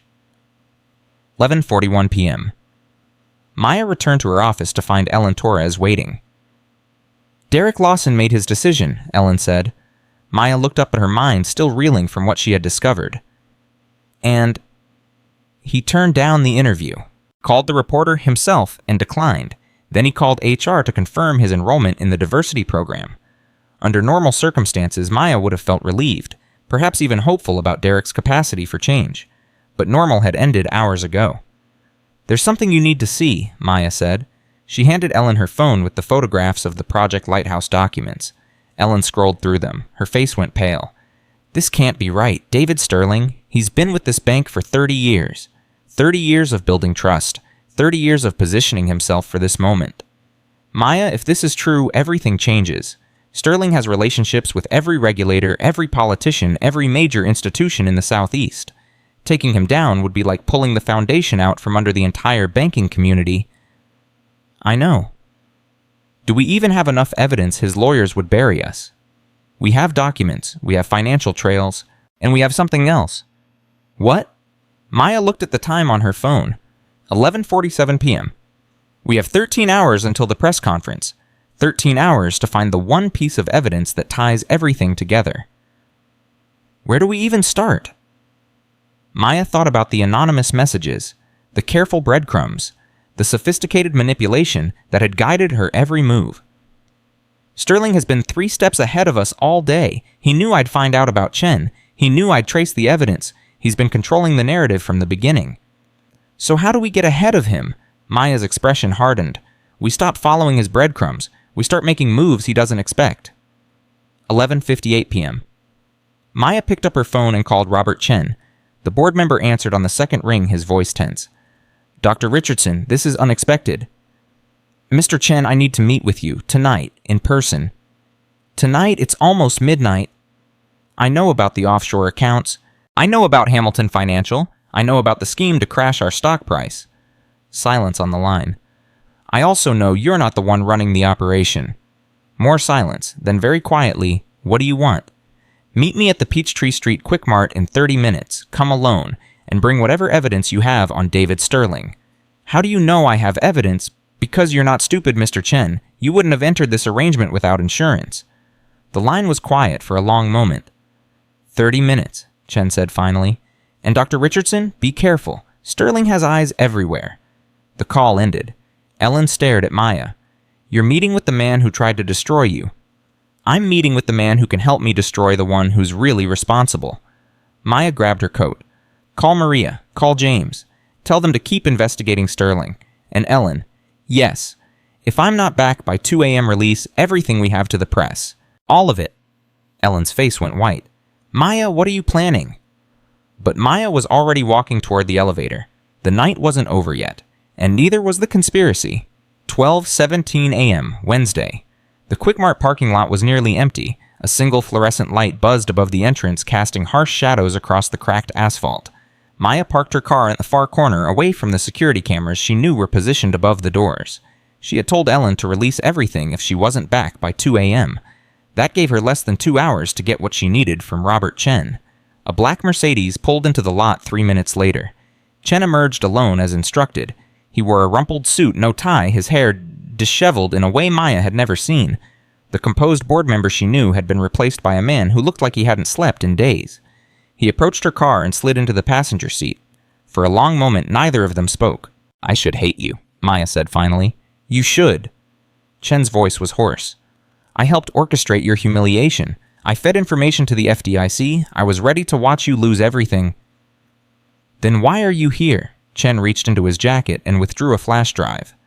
Because David Sterling is about to do to me exactly what he did to you, and I refuse to go down alone. It's 24 a.m. Maya took the flash drive but didn't look at it yet. She needed to understand the full picture before she could trust any evidence Chen provided. Start from the beginning, she said. How did Sterling recruit you? Chen stared out the windshield at the empty parking lot. 2 years ago, he invited me to dinner at his home, just the two of us. I thought it was mentorship, a senior board member taking an interest in my career. But it wasn't. He told me he had concerns about the direction of sovereign trust, said the diversity initiatives were hurting profitability, said the bank needed stronger leadership, someone who understood that business came before social engineering. Maya felt her jaw tighten but said nothing. He painted a picture of a different future, a sovereign trust run by people who prioritize shareholders over what he called identity politics. He said there were investors who shared his vision, investors willing to pay handsomely to make it happen. Hamilton Financial. Chen nodded. Sterling introduced me to their representatives, explained the plan. We would create conditions that would tank the stock price. Regulatory investigations, discrimination scandals, leadership instability. Hamilton would buy up shares at the bottom. Then once Sterling had consolidated control, we would reverse everything. Stock would recover. Everyone involved would make millions. And you agreed to this. I agreed because I was greedy, Chen's voice cracked. Because Sterling made it seem victimless, just rich people getting richer. No one would really be hurt. Except the black customers who were discriminated against. Except the employees who lost their jobs. Except me. Chen was silent. You knew what would happen to me in that branch, Maya said. You knew Derek Lawson would treat me exactly the way he did. Sterling knew. He'd been tracking discrimination patterns for months, identifying which branches had the worst cultures, which managers were most likely to act on their prejudices. Chen turned to face her. The email that sent you to that branch came from his personal assistant's computer. I didn't know about it until afterward. But you suspected. I suspected, and I did nothing. 12:38 a.m. Maya plugged the flash drive into her phone adapter. Files began loading onto her screen. What am I looking at? Everything. Emails between Sterling and Hamilton Financial, wire transfer records to offshore accounts, meeting notes from planning sessions, and one thing that will destroy him completely. Maya scrolled through the documents. Chen wasn't exaggerating. The evidence was comprehensive, damning, irrefutable. What's the one thing? Chen reached over and navigated to a specific folder. 3 months ago, Sterling met with a contact at the FDIC, a senior examiner named William Garrett. Sterling paid him $200,000 to ensure that any investigation into sovereign trust would focus on you personally. Not the board, not the institution, just you. Maya's blood went cold. He bribed a federal regulator to frame me. Garrett was supposed to leak findings that suggested you had personally created a culture of discrimination, that you had ignored complaints, that your leadership was the problem, not a symptom. That's why the anonymous complaints were so detailed. They were designed to build a case against me specifically. Sterling wanted you removed as CEO. Once you were gone, he could install someone more cooperative. Someone who would look the other way while Hamilton completed its takeover. Maya stared at the evidence on her screen. But I didn't react the way he expected. No, you turned the crisis into an opportunity. You got the board to vote unanimously for reform. You made sovereign trust look better, not worse. Chen almost laughed. Sterling has been scrambling ever since. His plan is falling apart. So now he's trying to use you as a scapegoat. The emergency board meeting he's pushing for tomorrow. It's not about stopping your press conference, it's about exposing me. He's going to present evidence of my involvement with Hamilton Financial. Evidence he carefully curated to make me look like the mastermind. While he walks away clean. While he walks away as the hero who uncovered the traitor on his own board. 12:51 a.m. Maya leaned back in her seat processing everything she had learned. David Sterling. 30 years at Sovereign Trust. Trusted mentor. Respected leader. The man who had championed her appointment as CEO. He had been planning her destruction from the beginning. Why me? She asked. Why did Sterling want me gone so badly? Chen hesitated. I asked him that once, at one of our early meetings. What did he say? He said you were dangerous, not because you were incompetent, because you were good. Too good. You were transforming the bank in ways that threatened his control, building relationships with regulators, with community leaders, with employees at every level. Chen's voice dropped. He said that in 5 years you would be the most powerful person in Southern banking, and he wasn't willing to let that happen. Maya felt something shift inside her. All the doubt, all the exhaustion, all the questions about whether she belonged in this position, they crystallized into something harder, something sharper. Sterling had seen her potential before she had fully recognized it herself, and he had tried to destroy her because of it. What do you want? Maya asked. You didn't come here just to confess. You want something in exchange for this evidence. Chen was quiet for a long moment. I want immunity. I want to testify against Sterling without facing prosecution myself. That's not in my power to grant. But you have relationships with federal prosecutors. You have credibility. If you advocate for a cooperation agreement, they'll listen. Maya studied him. You helped orchestrate discrimination against hundreds of black customers. You participated in securities fraud. You took money from foreign investors to undermine an American financial institution. I know. And you want me to help you avoid consequences for all of that. I'm not asking for forgiveness. Chen's voice hardened. I'm asking for a deal. My testimony for reduced charges. It's how the system works. The smaller fish give up the bigger fish. And you're comfortable being the smaller fish. I'm comfortable surviving. Sterling is going to throw me to the wolves tomorrow morning. My only chance is to throw him first. 1:03 a.m. Maya made her decision. I'll talk to the U.S. Attorney's Office. I'll advocate for a cooperation agreement, but I have conditions. Name them. First, you testify against Sterling publicly, not in a closed deposition, in open court. I want everyone to hear what he did. Done. Second, you resign from the board immediately, tonight, before the emergency meeting can happen. Chen hesitated. If I resign now, Sterling will know something is wrong. That's exactly what I want. I want him off balance. I want him making mistakes. Chen nodded slowly. What else? Third, you cooperate fully with the FBI investigation that's coming. Not just Sterling. Everyone involved. Hamilton Financial, William Garrett at the FDIC, anyone else who participated in this scheme. That could take years. Then you'll be busy for years? Maya's voice was ice. Those are my terms. Take them or leave them. Chen stared at her for a long moment. You're not what Sterling thought you were. What did he think I was? Someone who could be broken, someone who would crumble under pressure and controversy. Chen shook his head. He was wrong. You're the most dangerous person he's ever faced. I'll take that as a compliment. Chen extended his hand. We have a deal, Dr. Richardson. Maya didn't take it. We have an understanding, Mr. Chen. I don't shake hands with people who tried to destroy me, but I will work with them if it serves a greater purpose. She opened the car door. Send your resignation letter to the board secretary within the hour. I'll handle the rest. 1:17 a.m. Maya was halfway back to headquarters when her phone rang. Ellen Torres. Maya, where are you? Where are you? Something's happening.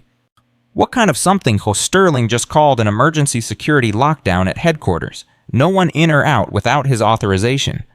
Maya's grip tightened on the steering wheel. He knows. He knows something. Security is searching the building. They're specifically looking through the legal department. The Project Lighthouse folder. Maya had photographed it but left the original documents behind. If Sterling's people found evidence that someone had accessed that folder... Get out of there, Ellen. Take Maria and James with you. Use the parking garage exit before they lock it down. What about the evidence we've gathered? Is it backed up? Everything is in the cloud and on my personal drive. Then get out, now. I'll meet you at the backup location. Maya, what's happening? How does Sterling know we're on to him? Maya thought about the anonymous messages, the careful breadcrumbs, the sophisticated manipulation. Because he's been watching us. The whole time we thought we were investigating him, he's been tracking our progress. That means... It means we're not as far ahead as we thought. 1:31 a.m. Maya didn't go to the backup location. Instead, she drove to David Sterling's house. It was a calculated risk. Sterling might have security waiting for her. He might refuse to see her. He might have already contacted police with some fabricated accusation, but Maya knew something Sterling didn't know she knew, and sometimes the best offense was a direct confrontation. The gates to Sterling's estate were closed when she arrived. She pressed the intercom button and waited. Who is it? A security guard's voice. Dr. Maya Richardson. Tell Mr. Sterling I need to speak with him urgently. Mr. Sterling isn't receiving visitors. Tell him I know about Project Lighthouse. Tell him I know about William Garrett. Tell him I know everything. Silence. Then the gates began to open. 1:38 a.m. David Sterling met her at the front door himself.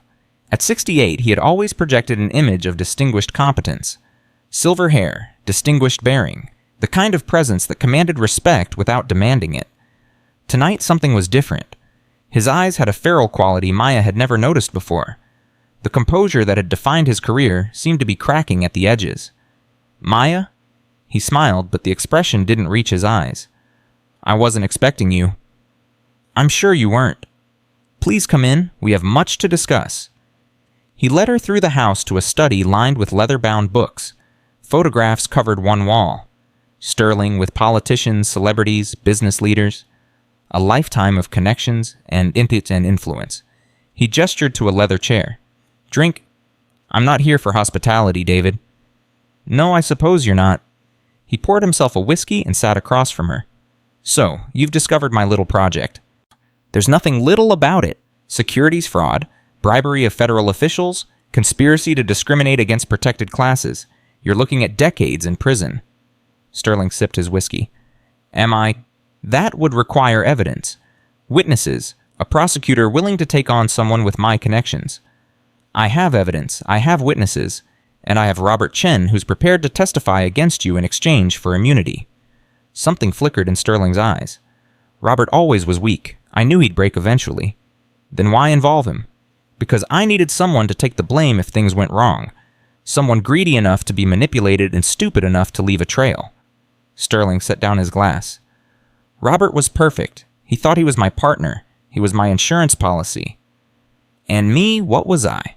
Sterling studied her for a long moment. You were a mistake. 1:52 a.m. Maya felt her hands clench in her lap.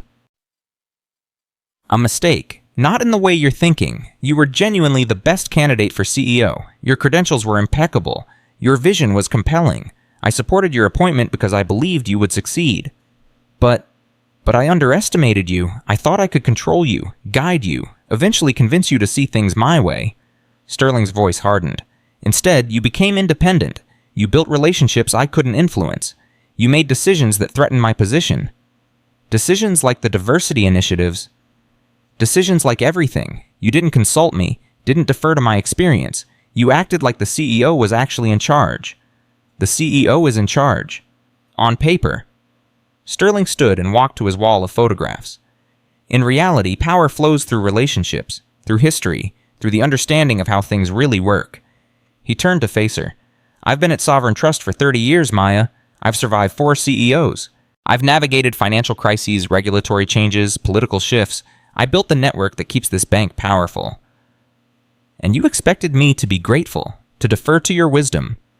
I expected you to be manageable. Instead, you were transformative. His voice dripped with contempt. Do you know what it's like to watch someone half your age with half your experience reshape an institution you dedicated your life to building? I imagine it feels a lot like watching someone discriminate against you in your own bank. Sterling's composure cracked. That was supposed to break you. The humiliation, the public exposure. You were supposed to react badly, lash out, give us footage we could use to prove you were unstable. But I didn't. No, you stood there like a statue, calm, controlled. You turned my weapon against me. Maya stood. I turned your weapon into a mirror, David. I showed the world what Sovereign Trust had become under your influence. And now I'm going to finish what you started. 2:07 a.m. Sterling's expression shifted. You're recording this conversation. Of course I am. That's illegal in Georgia, 2-party consent state. Check your facts, David. Georgia allows recording if one party consents, I consent. Sterling's face reddened. You can't prove anything with a secret recording. Any lawyer would get it thrown out. Maybe, but I don't need it for court. Maya held up her phone. I need it for the press conference.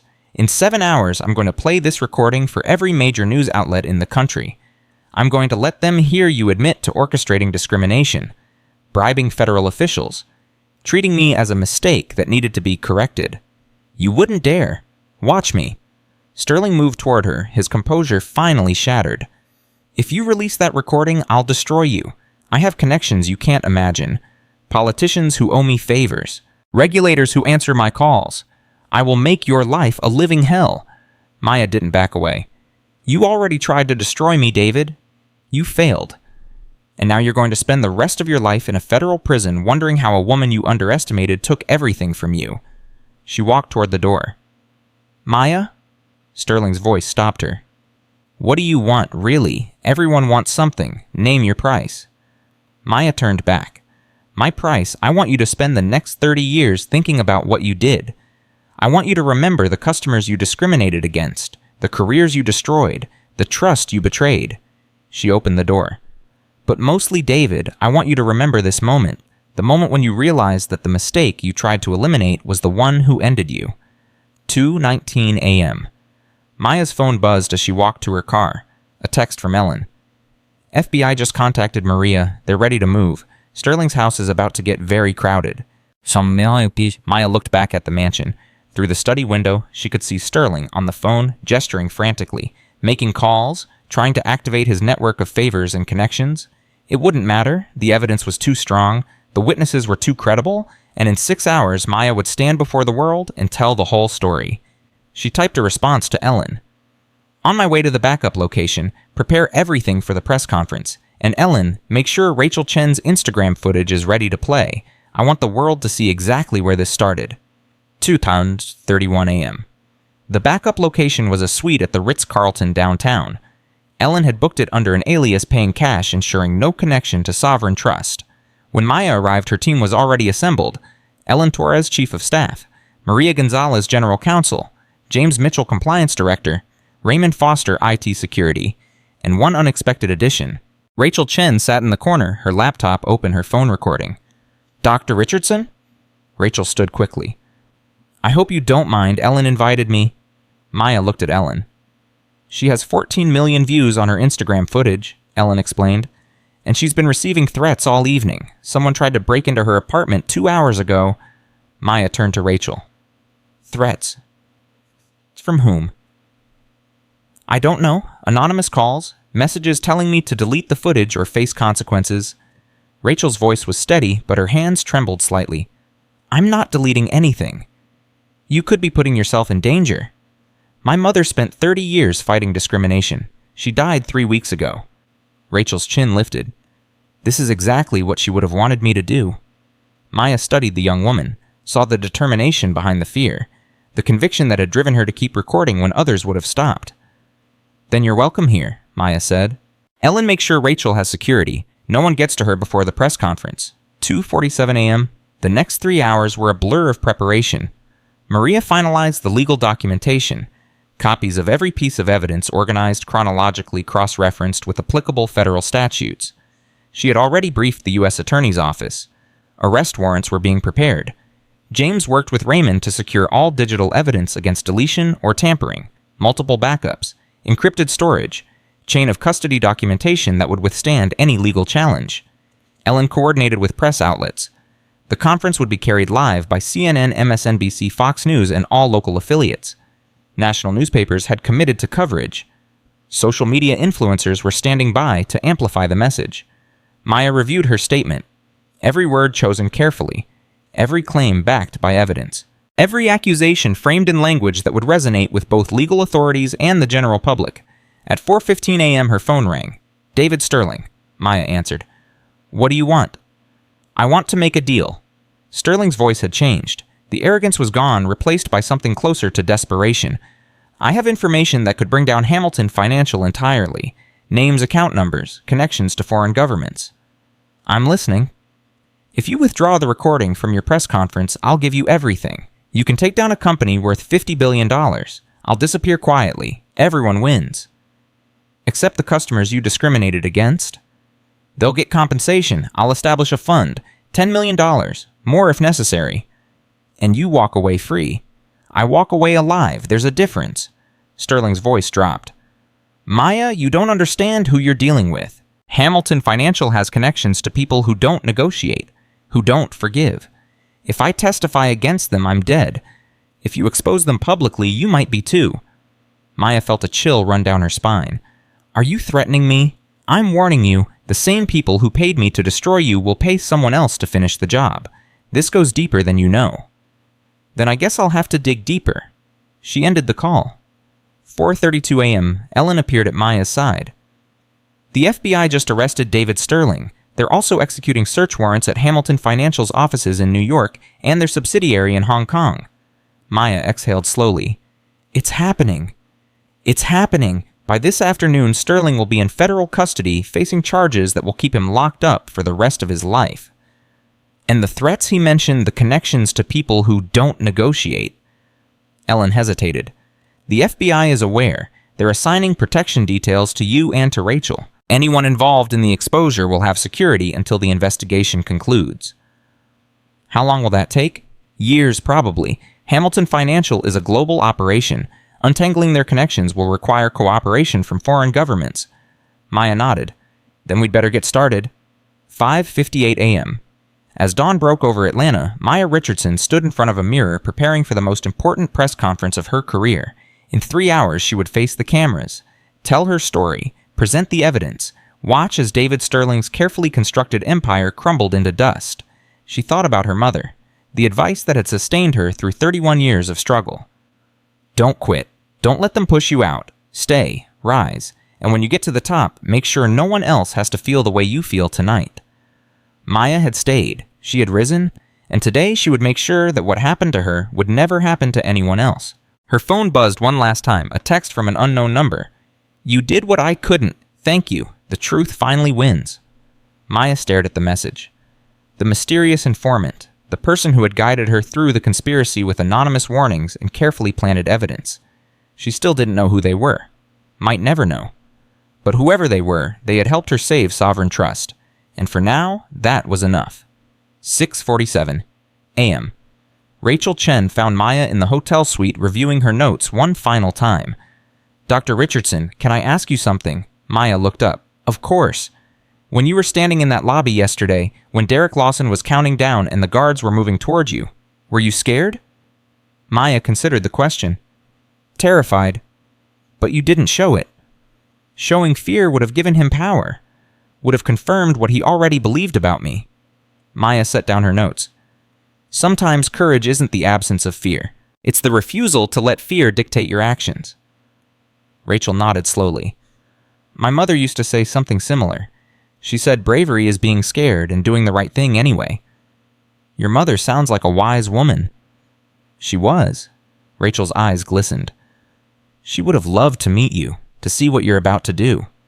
Maya reached out and took Rachel's hand. She's watching. I'm sure of it. 7:30 a.m. The press conference was 90 minutes away. Maya's team had assembled in the hotel ballroom. Security swept the room. Technicians tested microphones and cameras. Press credentials were verified and verified again. Ellen approached with a final update. Robert Chen's resignation hit the wire services 20 minutes ago. The board has acknowledged receipt. Sterling's seat is vacant pending the outcome of criminal proceedings. How is the market reacting? Surprisingly well. Investors seem to believe that cleaning house will strengthen the bank long term. Pre-market trading shows our stock up 2%. Maya almost smiled. Sterling bet everything on destroying me. Instead, he made me stronger. He made all of us stronger. Ellen squeezed Maya's shoulder. You ready? Maya looked at the podium. The cameras, the microphones, the crowd of journalists already taking their seats. She thought about the young teller 31 years ago crying in her apartment ready to give up on an industry that didn't want her. That woman had become this woman, and this woman was about to change everything. I'm ready. 8:47 a.m., 12 minutes before the press conference. Maya stood in the wings watching the ballroom fill with reporters, camera operators, and curious observers. The energy in the room crackled with anticipation. Her phone rang. Derek Lawson. She answered. Mr. Lawson? Dr. Richardson, I watched the news this morning, about Sterling, about everything. Derek's voice was different, humbled, broken down to something more honest. I want you to know that I'm starting the program today, the diversity training. I'm committed to changing. I'm glad to hear that. But I also want you to know something else. What I did yesterday wasn't just following assumptions. It was following Sterling's culture, the environment he created, the signals he sent about who belonged and who didn't. Maya listened. I'm not making excuses. What I did was wrong, and I take full responsibility, but I want you to understand that Sterling didn't just corrupt the executives, he corrupted all of us, from the top down. That's exactly what I'm about to tell the world, Mr. Lawson, and it's exactly why we have to change everything. Derek was quiet for a moment. Thank you for giving me a second chance. I won't waste it. See that you don't? Maya ended the call. 8:55 a.m., Ellen appeared at her side. 5 minutes, Maya nodded. Any last-minute surprises? Just one? Psycho, Ellen handed her a tablet. Mrs. Dorothy Coleman is in the audience. She requested a seat in the front row. Maya looked at the screen showing the ballroom feed. Sure enough, the 78-year-old woman sat front and center, wearing her Sunday best, her eyes fixed on the empty podium. Her husband helped found this bank, Maya said quietly, and she wants to watch it be reborn. Maya handed back the tablet. Let's not disappoint her. 8:59 a.m. The lights dimmed. The crowd fell silent. Maya Richardson walked to the podium. She looked out at the sea of cameras, microphones, and faces, and she began to speak. 24 hours ago, I walked into my own bank and was treated like a criminal, not because of anything I did, but because of what I look like. Yesterday, I was humiliated, threatened with arrest, and nearly removed by force from an institution I built with my own hands. She paused. Today, I'm going to tell you how that happened, who made it happen, and what we're going to do to make sure it never happens again. The cameras flashed. The world was watching, and Maya Richardson was just getting started. 9:00 a.m., Wednesday. Maya Richardson stood at the podium, the weight of 14 million watching eyes pressing against her chest. The ballroom had fallen completely silent. Even the photographers had stopped shooting their cameras, frozen mid-click waiting. She drew a breath. My name is Dr. Maya Richardson. I am the Chief Executive Officer of Sovereign Trust Bank, and yesterday, in my own flagship branch, I was called the wrong element. I was told that services weren't available for my kind. I was threatened with arrest for the crime of being black while successful. She let the words settle. But this press conference isn't about me. It's about the thousands of customers who experienced the same treatment and didn't have the power to fight back. It's about a system designed to humiliate, exclude, and discriminate. And it's about the people who created that system. Maya gestured to the screen behind her. What you're about to see is security footage from yesterday afternoon. I want you to watch it carefully, not because it shows what happened to me, but because it shows what happens to black Americans every single day in bank stores, restaurants, and offices across this country. The footage began playing. 9:07 a.m. The ballroom watched in absolute silence as Derek Lawson's voice echoed through the speakers. Legitimate income sources. We have to be careful about suspicious activity. Whatever force necessary. When Kenneth Hayes appeared on the video monitor, instructing staff to remove Maya, several reporters gasped audibly. When Derek began his countdown, Mrs. Dorothy Coleman in the front row closed her eyes and shook her head. When Maya clipped her CEO badge to her jacket, the room erupted. Voices overlapped. Questions shouted. Camera shutters clicking in a deafening cascade. Maya raised her hand for silence. That footage shows what happened. Now let me tell you why it happened. She advanced to the next slide. David Sterling's photograph filled the screen. This man is David Sterling, board chairman of Sovereign Trust for 12 years. Yesterday, he was arrested by the FBI on charges of securities fraud, bribery of federal officials, and conspiracy to violate civil rights laws. The room exploded again. For the past 2 years, Mr. Sterling has been working with a private equity firm called Hamilton Financial to manipulate Sovereign Trust's stock price. His plan was simple: create scandals, trigger regulatory investigations, crash the stock, then buy up shares at the bottom and profit when the price recovered. Maya's voice hardened. The discrimination I experienced yesterday wasn't an accident. It wasn't a misunderstanding. It was orchestrated. Mr. Sterling deliberately created a culture of bias in our branches. He identified managers most likely to discriminate. He sent me to that specific location knowing exactly what would happen. A reporter in the second row stood up. Dr. Richardson, are you saying the chairman of your own board tried to have you publicly humiliated? I'm saying he tried to have me destroyed. The humiliation was just the beginning. 9:18 a.m. Maya presented the evidence methodically. The offshore accounts, the meetings with Hamilton Financial, the bribed FDIC examiner, the Project Lighthouse documents, the encrypted communications with foreign investors. Each revelation landed like a hammer blow. Mr. Sterling paid $200,000 to a federal regulator named William Garrett. Mr. Garrett was supposed to ensure that any investigation into Sovereign Trust would focus on me personally. He was supposed to build a case that I had created the culture of discrimination, that my leadership was the problem. She paused. Mr. Garrett was arrested this morning at his home in Virginia. He is cooperating with federal investigators. The reporters were scribbling furiously. Some had given up on notes entirely, just staring at Maya with expressions of disbelief. But here's what Mr. Sterling didn't expect, Maya continued. He didn't expect me to remain calm when I was being discriminated against. He didn't expect me to turn his attack into an opportunity for change, and he certainly didn't expect his own co-conspirator to turn against him. Robert Chen's photograph appeared on screen. This is Robert Chen. Until last night, he was a member of Sovereign Trust's board of directors. He participated in Mr. Sterling's scheme. He helped coordinate with Hamilton Financial. He knew about the discrimination and did nothing to stop it. Maya let that sink in. Last night, Mr. Chen came to me with evidence. Not because he had a change of heart, but because he realized Mr. Sterling was planning to use him as a scapegoat, to take the blame for crimes Sterling himself had masterminded. A reporter called out, "Is Chen going to face charges?" Mr. Chen has agreed to cooperate fully with federal investigators. In exchange, prosecutors have agreed to recommend reduced charges. He will testify against Mr. Sterling and Hamilton Financial in open court. Some would say that's letting him off easy. Maya nodded. Some would, but sometimes justice requires difficult choices. Mr. Chen's testimony will help convict the people who designed this conspiracy. Without him, Sterling might have escaped accountability entirely. 9:31 a.m. The questions came faster now. Maya fielded them with the precision of someone who had spent the entire night preparing. What happens to the employees involved in your discrimination? Derek Lawson and Victoria Palmer have been terminated. However, I've offered them an opportunity to participate in a comprehensive diversity education program. If they complete it successfully, Sovereign Trust will help them find employment elsewhere. Why would you help people who humiliated you? Maya was quiet for a moment. 31 years ago, I was a young teller at a bank in Chicago. A customer refused to let me handle her money because of the color of my skin. I went home that night and wanted to quit. My mother told me to stay, to rise, to change things from the inside. She looked directly into the camera. Derek Lawson believed what he was taught. He absorbed a culture that told him black people don't belong in premium spaces. Punishing him won't change that belief. Education might.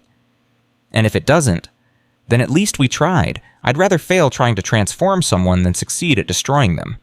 9:44 a.m. A reporter from the New York Times raised her hand. Dr. Richardson, you've presented evidence of a vast conspiracy involving your board chairman, federal regulators, and international investors, but there's one question you haven't answered. What's that? Who told you someone was feeding you information throughout this crisis? Anonymous messages, planted evidence. Who was your source? Maya hesitated. She had asked herself the same question 100 times since this began. The mysterious informant who had guided her through the conspiracy, who had warned her about Sterling, who had led her to the Project Lighthouse documents. I don't know, she admitted. I've received anonymous messages since yesterday morning. Someone inside Sovereign Trust has been working to expose this conspiracy for months. They filed complaints with the FDIC. They documented discrimination patterns. They sent me to that branch knowing I would witness it firsthand. But you don't know who? Not yet, but I intend to find out. And when I do, I intend to thank them. From the back of the ballroom, a woman stood up. She was in her mid-50s with gray-streaked hair and glasses. She wore a simple blue dress. Nothing about her appearance was remarkable, except that Maya recognized her. From Raymond Foster's security footage, the woman in the baseball cap, the one who had purchased the burner phone, the one who had met with Robert Chen in the lobby.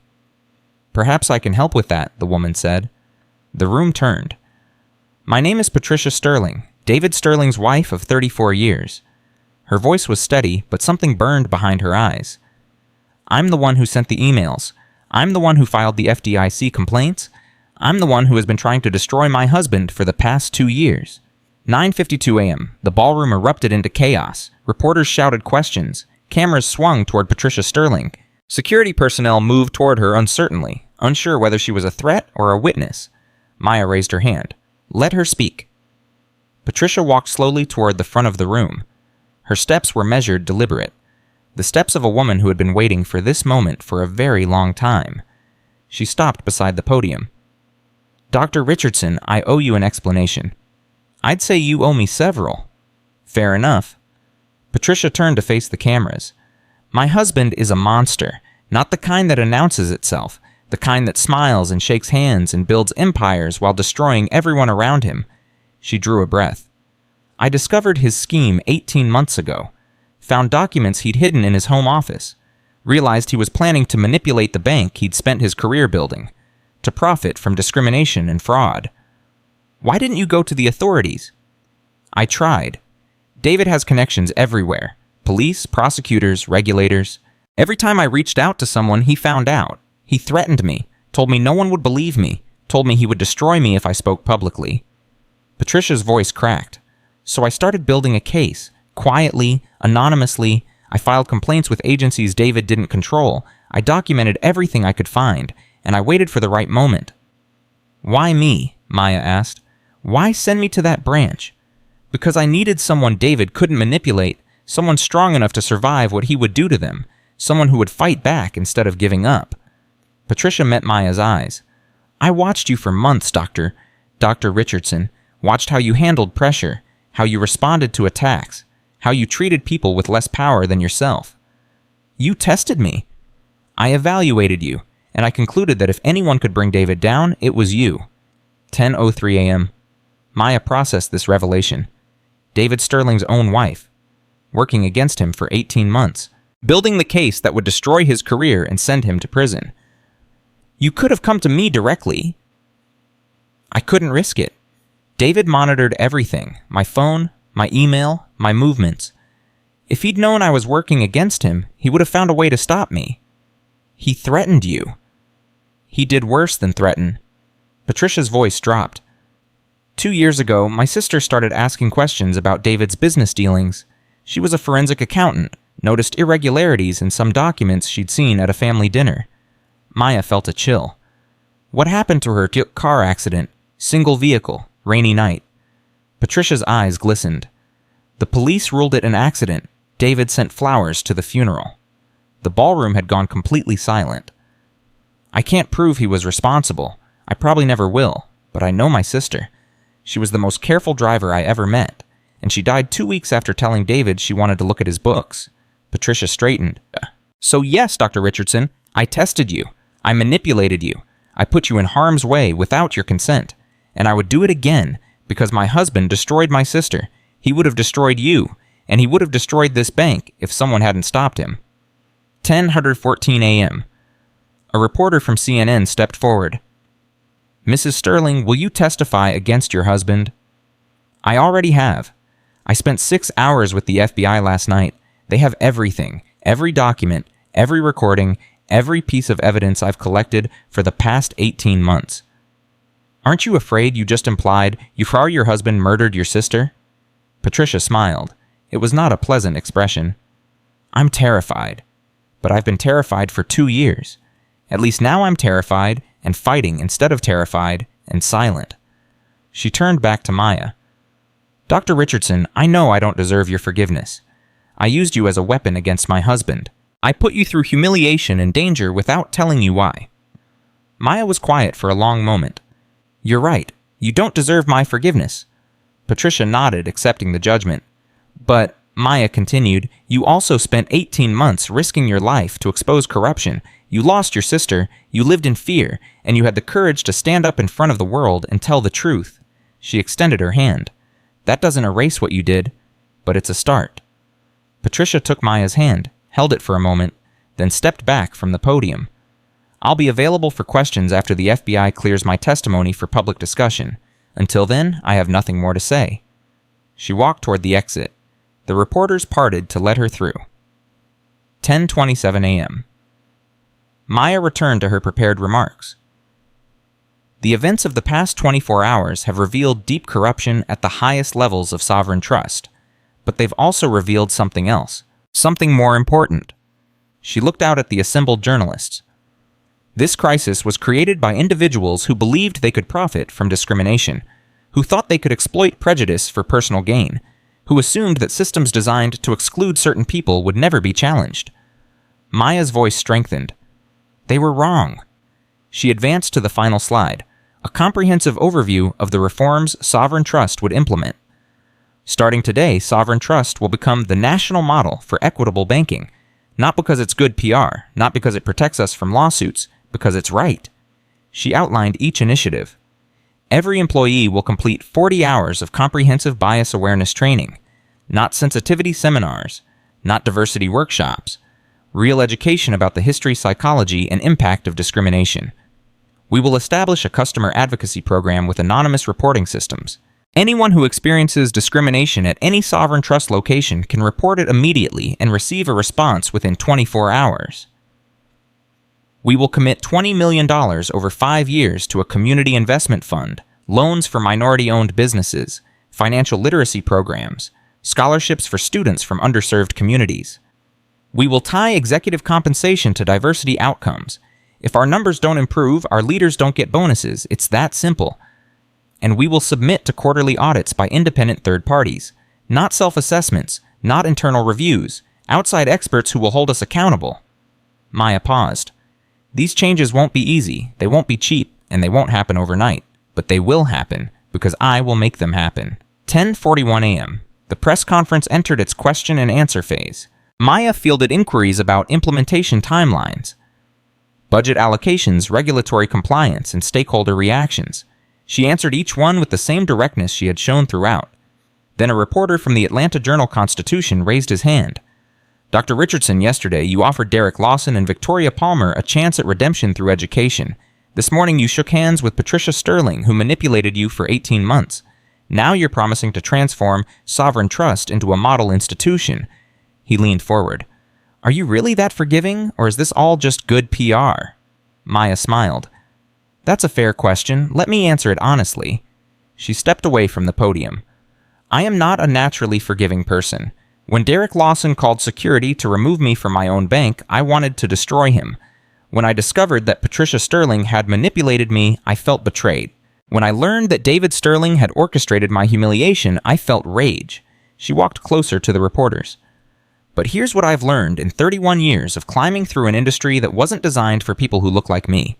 Rage is fuel. It can drive you forward, but it can also consume you. Patricia Sterling spent 2 years fueled by rage against her husband. That rage helped her build the case that will send him to prison, but it also isolated her, consumed her, turned her into someone who manipulates others without their consent. Maya returned to the podium. I don't want to become that person. I don't want my legacy to be destruction. I want it to be transformation. Derek Lawson is not irredeemable. He's a product of a system that taught him prejudice. If we can change the system, we can change him. And if we can change him, maybe he'll change others. That's not forgiveness, it's strategy. 10:58 a.m. The press conference was winding down when Mrs. Dorothy Coleman rose from her seat in the front row. The 78-year-old woman walked slowly toward the podium. The reporters parted for her without being asked. Maya watched her approach. Mrs. Coleman? Dr. Richardson. The elderly woman's voice was strong despite her years. My husband helped found this bank 50 years ago. He believed in equal opportunity, equal dignity, equal respect for every person who walked through our doors. She looked out at the cameras. Yesterday, I watched that belief betrayed. I watched employees of this institution treat a black woman like a criminal for the sin of asking for service. I watched men half my age display prejudice I thought we'd buried decades ago. Mrs. Coleman turned back to Maya. But I also watched something else. I watched a woman stand with dignity when others tried to strip it from her. I watched her transform an attack into an opportunity. I watched her choose change over revenge. The elderly woman took Maya's hands. My husband would have been proud to know you, Dr. Richardson, and I am proud to stand with you today. Maya felt tears threatening. She blinked them back. Thank you, Mrs. Coleman. Your witness matters more than you know. Gerald used to say that character isn't revealed in easy moments. It's revealed when everything is trying to break you. Mrs. Coleman squeezed Maya's hands. Yesterday, everything tried to break you, and you became stronger instead. She released Maya's hands and walked back to her seat. The ballroom was silent. 11:07 a.m. Maya prepared to close the press conference when her phone buzzed. A text from Ellen Torres. Breaking news? Hamilton Financial's CEO just resigned. Stock trading halted. Federal investigation expanding to include foreign bribery charges. This is going global. Maya looked up at the cameras. I've just received word that the CEO of Hamilton Financial has resigned. Federal investigators are expanding their inquiry to include potential foreign bribery violations. The conspiracy that targeted Sovereign Trust appears to have international dimensions we're only beginning to understand. The reporters erupted with new questions. Maya raised her hand. I don't have additional details at this time. What I can tell you is that Sovereign Trust will cooperate fully with all investigations. We have nothing to hide, and we will follow the truth wherever it leads. She gathered her notes. This press conference is concluded, but our work is just beginning. In the coming weeks and months, you'll see Sovereign Trust transform. Not because of this scandal, but because of what this scandal revealed. Maya looked directly into the central camera.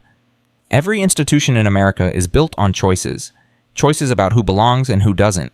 Choices about who gets served and who gets turned away. Choices about whether to perpetuate injustice or fight against it. Yesterday, Sovereign Trust made the wrong choices. Today, we start making better ones. She stepped away from the podium. Thank you. 11:23 a.m. The aftermath of the press conference was controlled chaos. Reporters surrounded Maya's team seeking follow-up interviews. Camera crews jockeyed for position. Social media exploded with clips, quotes, and commentary. Rachel Chen had been live-streaming the entire event. Her viewer count peaked at over 3 million during Patricia Sterling's revelation. Ellen Torres guided Maya through the crowd toward a private exit. Initial media coverage is overwhelmingly positive, Ellen reported. Your approval rating is spiking. Calls for boycotts are being replaced by calls for support. And the stock, up 4% in the first hour of trading. Investors believe the cleanup will strengthen the company long-term. Maya nodded, processing the information. What about Sterling? In federal custody. His lawyers are already requesting bail, but prosecutors are arguing flight risk given his international connections. Hearing scheduled for tomorrow. And Patricia. FBI has her in protective custody. They're taking her claims about her sister's death seriously. May reopen the investigation. Maya stopped walking. That woman lost her sister. Spent 2 years living in fear. Risked everything to bring down her own husband. She shook her head. I'm not sure whether to admire her or pity her. Maybe both. Maybe. 12:47 p.m. Maya returned to Sovereign Trust headquarters for the first time since the previous afternoon. The building felt different. The same marble floors, the same crystal chandeliers, the same bronze letters spelling out Sovereign Trust Bank above the entrance. But something had shifted. Something intangible. Something that felt like the beginning of change. Employees stopped her as she walked through the lobby. Some offered congratulations. Others expressed shame for what had happened. A few simply nodded with a respect that hadn't existed 24 hours ago. Jessica, the young teller who had initially directed Maya away from executive services, was waiting near the elevator. Dr. Richardson. Maya stopped. Yes. I just wanted to say, I'm sorry for yesterday. I should have recognized you. I should have treated you better. You didn't know who I was. That's exactly the point. Jessica's voice was thick. I should have treated you better whether I recognized you or not. That's what the training is supposed to teach us. That's what being a good person means. Maya studied the young woman, saw genuine remorse, genuine growth. What are you going to do differently, Jessica? Everything. Jessica straightened. I'm going to treat every customer like they might be the CEO, because they might be, or they might be someone equally important who just doesn't have a title. Maya nodded. That's a good start. 2:15 p.m. The emergency board meeting that Robert Chen had requested was canceled. With Chen's resignation and Sterling's arrest, there was no one left to call for it. Instead, Maya convened a different meeting, a planning session for the transformation ahead. Around the table sat her core team, Ellen Torres, Maria Gonzalez, James Mitchell, Raymond Foster. Marcus Williams had been invited too, representing the operational side of the changes that needed to happen. The press conference bought us goodwill, Maya began. But goodwill fades. We need to show results before the news cycle moves on. James Mitchell distributed reports. I've compiled a list of immediate actions we can take within the next 30 days. Policy changes that don't require board approval. Training programs we can launch immediately. Community outreach initiatives that can begin this week. Maya reviewed the list. What about the customer advocacy program? The app can be deployed within 2 weeks. Raymond's team has been working on it since last night. Raymond nodded. We repurposed an existing platform, anonymous reporting, real-time notifications to management, full documentation for compliance and legal review. And the Community Investment Fund, Ellen spoke up. We've received inquiries from 6 community organizations already. Word is spreading that Sovereign Trust is serious about change. They want to be part of it. Maria Gonzalez raised a concern. We should be prepared for skepticism. Some will see this as performative, crisis management rather than genuine transformation. They'd be right to be skeptical, as Maya acknowledged. That's why we need third-party verification, independent audits, external accountability. She turned to Marcus Williams. Marcus, I want you to lead a review of security protocols at all branches, not just sensitivity training, a complete overhaul of how we respond to customer service situations. Marcus straightened in his chair. I've already started drafting proposals, de-escalation procedures, cultural competency requirements, clear guidelines about when security should and shouldn't be involved. Good. I want recommendations on my desk by end of week. 3:48 p.m. As the meeting concluded, Maya's phone buzzed. A text from an unknown number. Her heart rate spiked. The mysterious informant. But Patricia Sterling had revealed herself. Who else could be contacting her anonymously? She opened the message. Dr. Richardson, this is Derek Lawson. I got a new number. Didn't want to use my old one anymore. Too many bad memories. Maya relaxed slightly. I wanted you to know that I started the program today. First session was hard. I had to watch the footage of what I did to you. Had to see myself through other people's eyes. Another message followed. I didn't like what I saw, but I'm committed to changing. Thank you for giving me this chance. I won't waste it. Maya typed a response. Actions speak louder than words, Mr. Lawson. Show me who you're becoming. She put the phone away. 5:23 p.m. As the sun began setting over Atlanta, Maya stood in her office looking out at the city she had fought so hard to serve. Ellen knocked on the open door. The final media numbers are in. Your press conference was the most watched corporate announcement in CNN's history outside of a major crisis. Social media engagement is through the roof, and the story is leading every evening newscast. What's the sentiment? 73% positive. People are calling you everything from inspiring to revolutionary. There's already talk of a book deal, speaking engagements, political endorsements. Maya turned from the window. I didn't do this for endorsements. I know, but change needs champions. People need symbols. Whether you wanted it or not, you've become both. Maya considered this. What about the negative 27%? Some think you're being too soft on the employees involved. Others think you're grandstanding. A few conspiracy theorists think the whole thing was staged for publicity. Can't please everyone. No, but you've pleased the people who matter. The customers who've been discriminated against, the employees who want to do better, the community that needs to believe institutions can change. Maya nodded slowly. This is just the beginning, Ellen. The hard work starts now. I know, and I'll be with you every step of the way. 7:15 p.m. Maya finally left the office as evening settled over Atlanta. Her driver was waiting, but she waved him off. I want to walk, she said, just for a few blocks. The streets were busy with evening traffic, restaurants filling with dinner crowds, offices emptying out, the ordinary rhythm of a city that had no idea how close it had come to watching one of its major institutions implode. Maya walked without destination, letting her feet carry her wherever they wanted to go. She thought about her mother, the advice that had sustained her for 3 decades. Don't quit. Don't let them push you out. Stay. Rise. She had stayed. She had risen. She had faced the worst that powerful men could throw at her and emerged stronger. But something her mother had said lingered in Maya's mind. A part of the advice she hadn't fully understood until now. When you get to the top, make sure no one else has to feel the way you feel tonight. Maya had reached the top, and yesterday she had felt exactly the way she felt 31 years ago. Small, invisible, unwanted. The difference was that this time she had the power to change things. Her phone buzzed. A text from Rachel Chen. Dr. Richardson, the footage from today has been viewed over 50 million times across all platforms. But it's not just views. People are sharing their own stories. Using hashtags like #StandLikeMaya and #DignityFirst. You started something bigger than one press conference. Maya stopped walking. 50 million views. Millions of people watching her stand up to discrimination, watching her turn crisis into opportunity, watching her refuse to be broken. She typed a response. It's not about me, Rachel. It's about everyone who sees themselves in that footage and realizes they don't have to accept being treated as less than. Rachel's reply came quickly. That's exactly what makes it about you. You showed them what's possible. 8:47 p.m. Maya ended up at the flagship branch of Sovereign Trust. The building was closed for the evening, but security recognized her and let her inside. She walked through the empty lobby, past the premium banking counter where Derek Lawson had demanded to see her documentation, past the spot where Mrs. Coleman had risen to defend her. past the floor where she had stood perfectly still while a man half her age tried to strip her of her dignity. She stopped in the center of the room.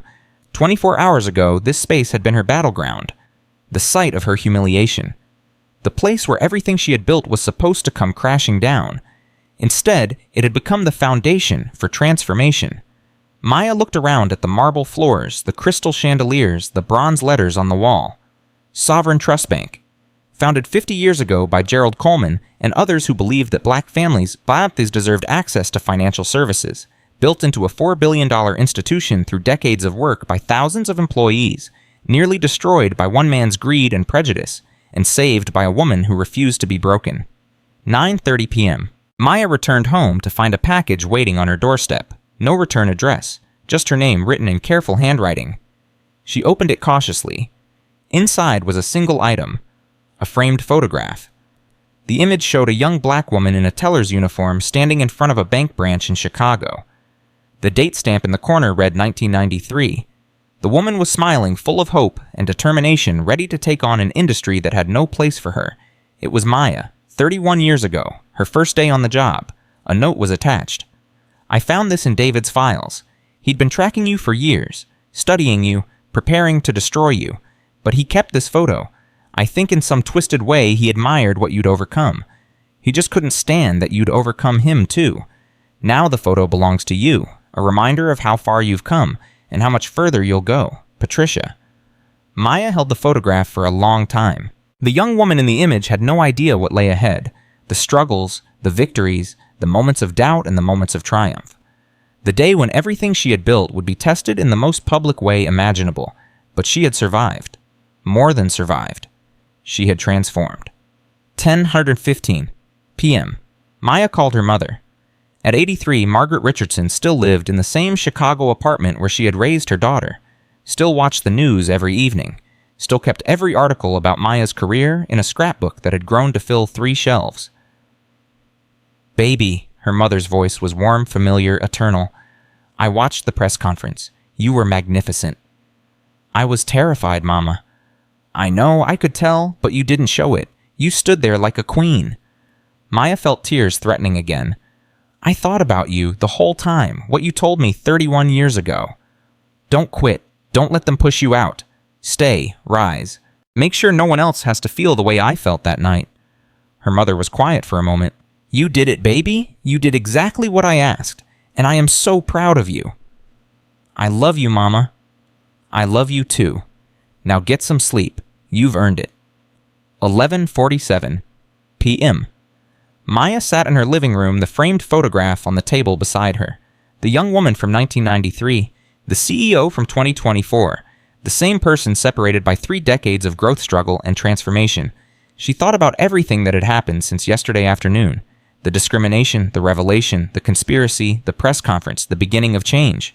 It wasn't over. The work of transformation would take years. There would be setbacks, skeptics, and challenges she couldn't yet imagine. But for the first time in a long time, Maya felt hope. Not the fragile hope of someone wishing things would improve. The solid hope of someone who had proven that improvement was possible. Her phone buzzed one final time. A text from Ellen Torres. "Final update for the day. We've received over 10,000 messages of support from customers, employees, and community members. People want to be part of what we're building. They believe in the transformation. They believe in you." Maya smiled. She typed a response. "Then let's not let them down. See you tomorrow, early. We have work to do." She set down the phone and looked at the photograph one more time. The young woman in the image seemed to be smiling directly at her, across the years, across the struggles, across everything that had tried to break her. "We made it," Maya whispered. "We made it." She turned off the lights and went to bed.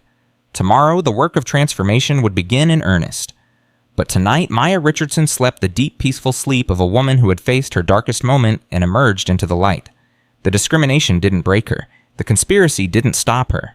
The hatred didn't define her. She defined herself, and in doing so, she changed everything. This is not just Maya Richardson's story.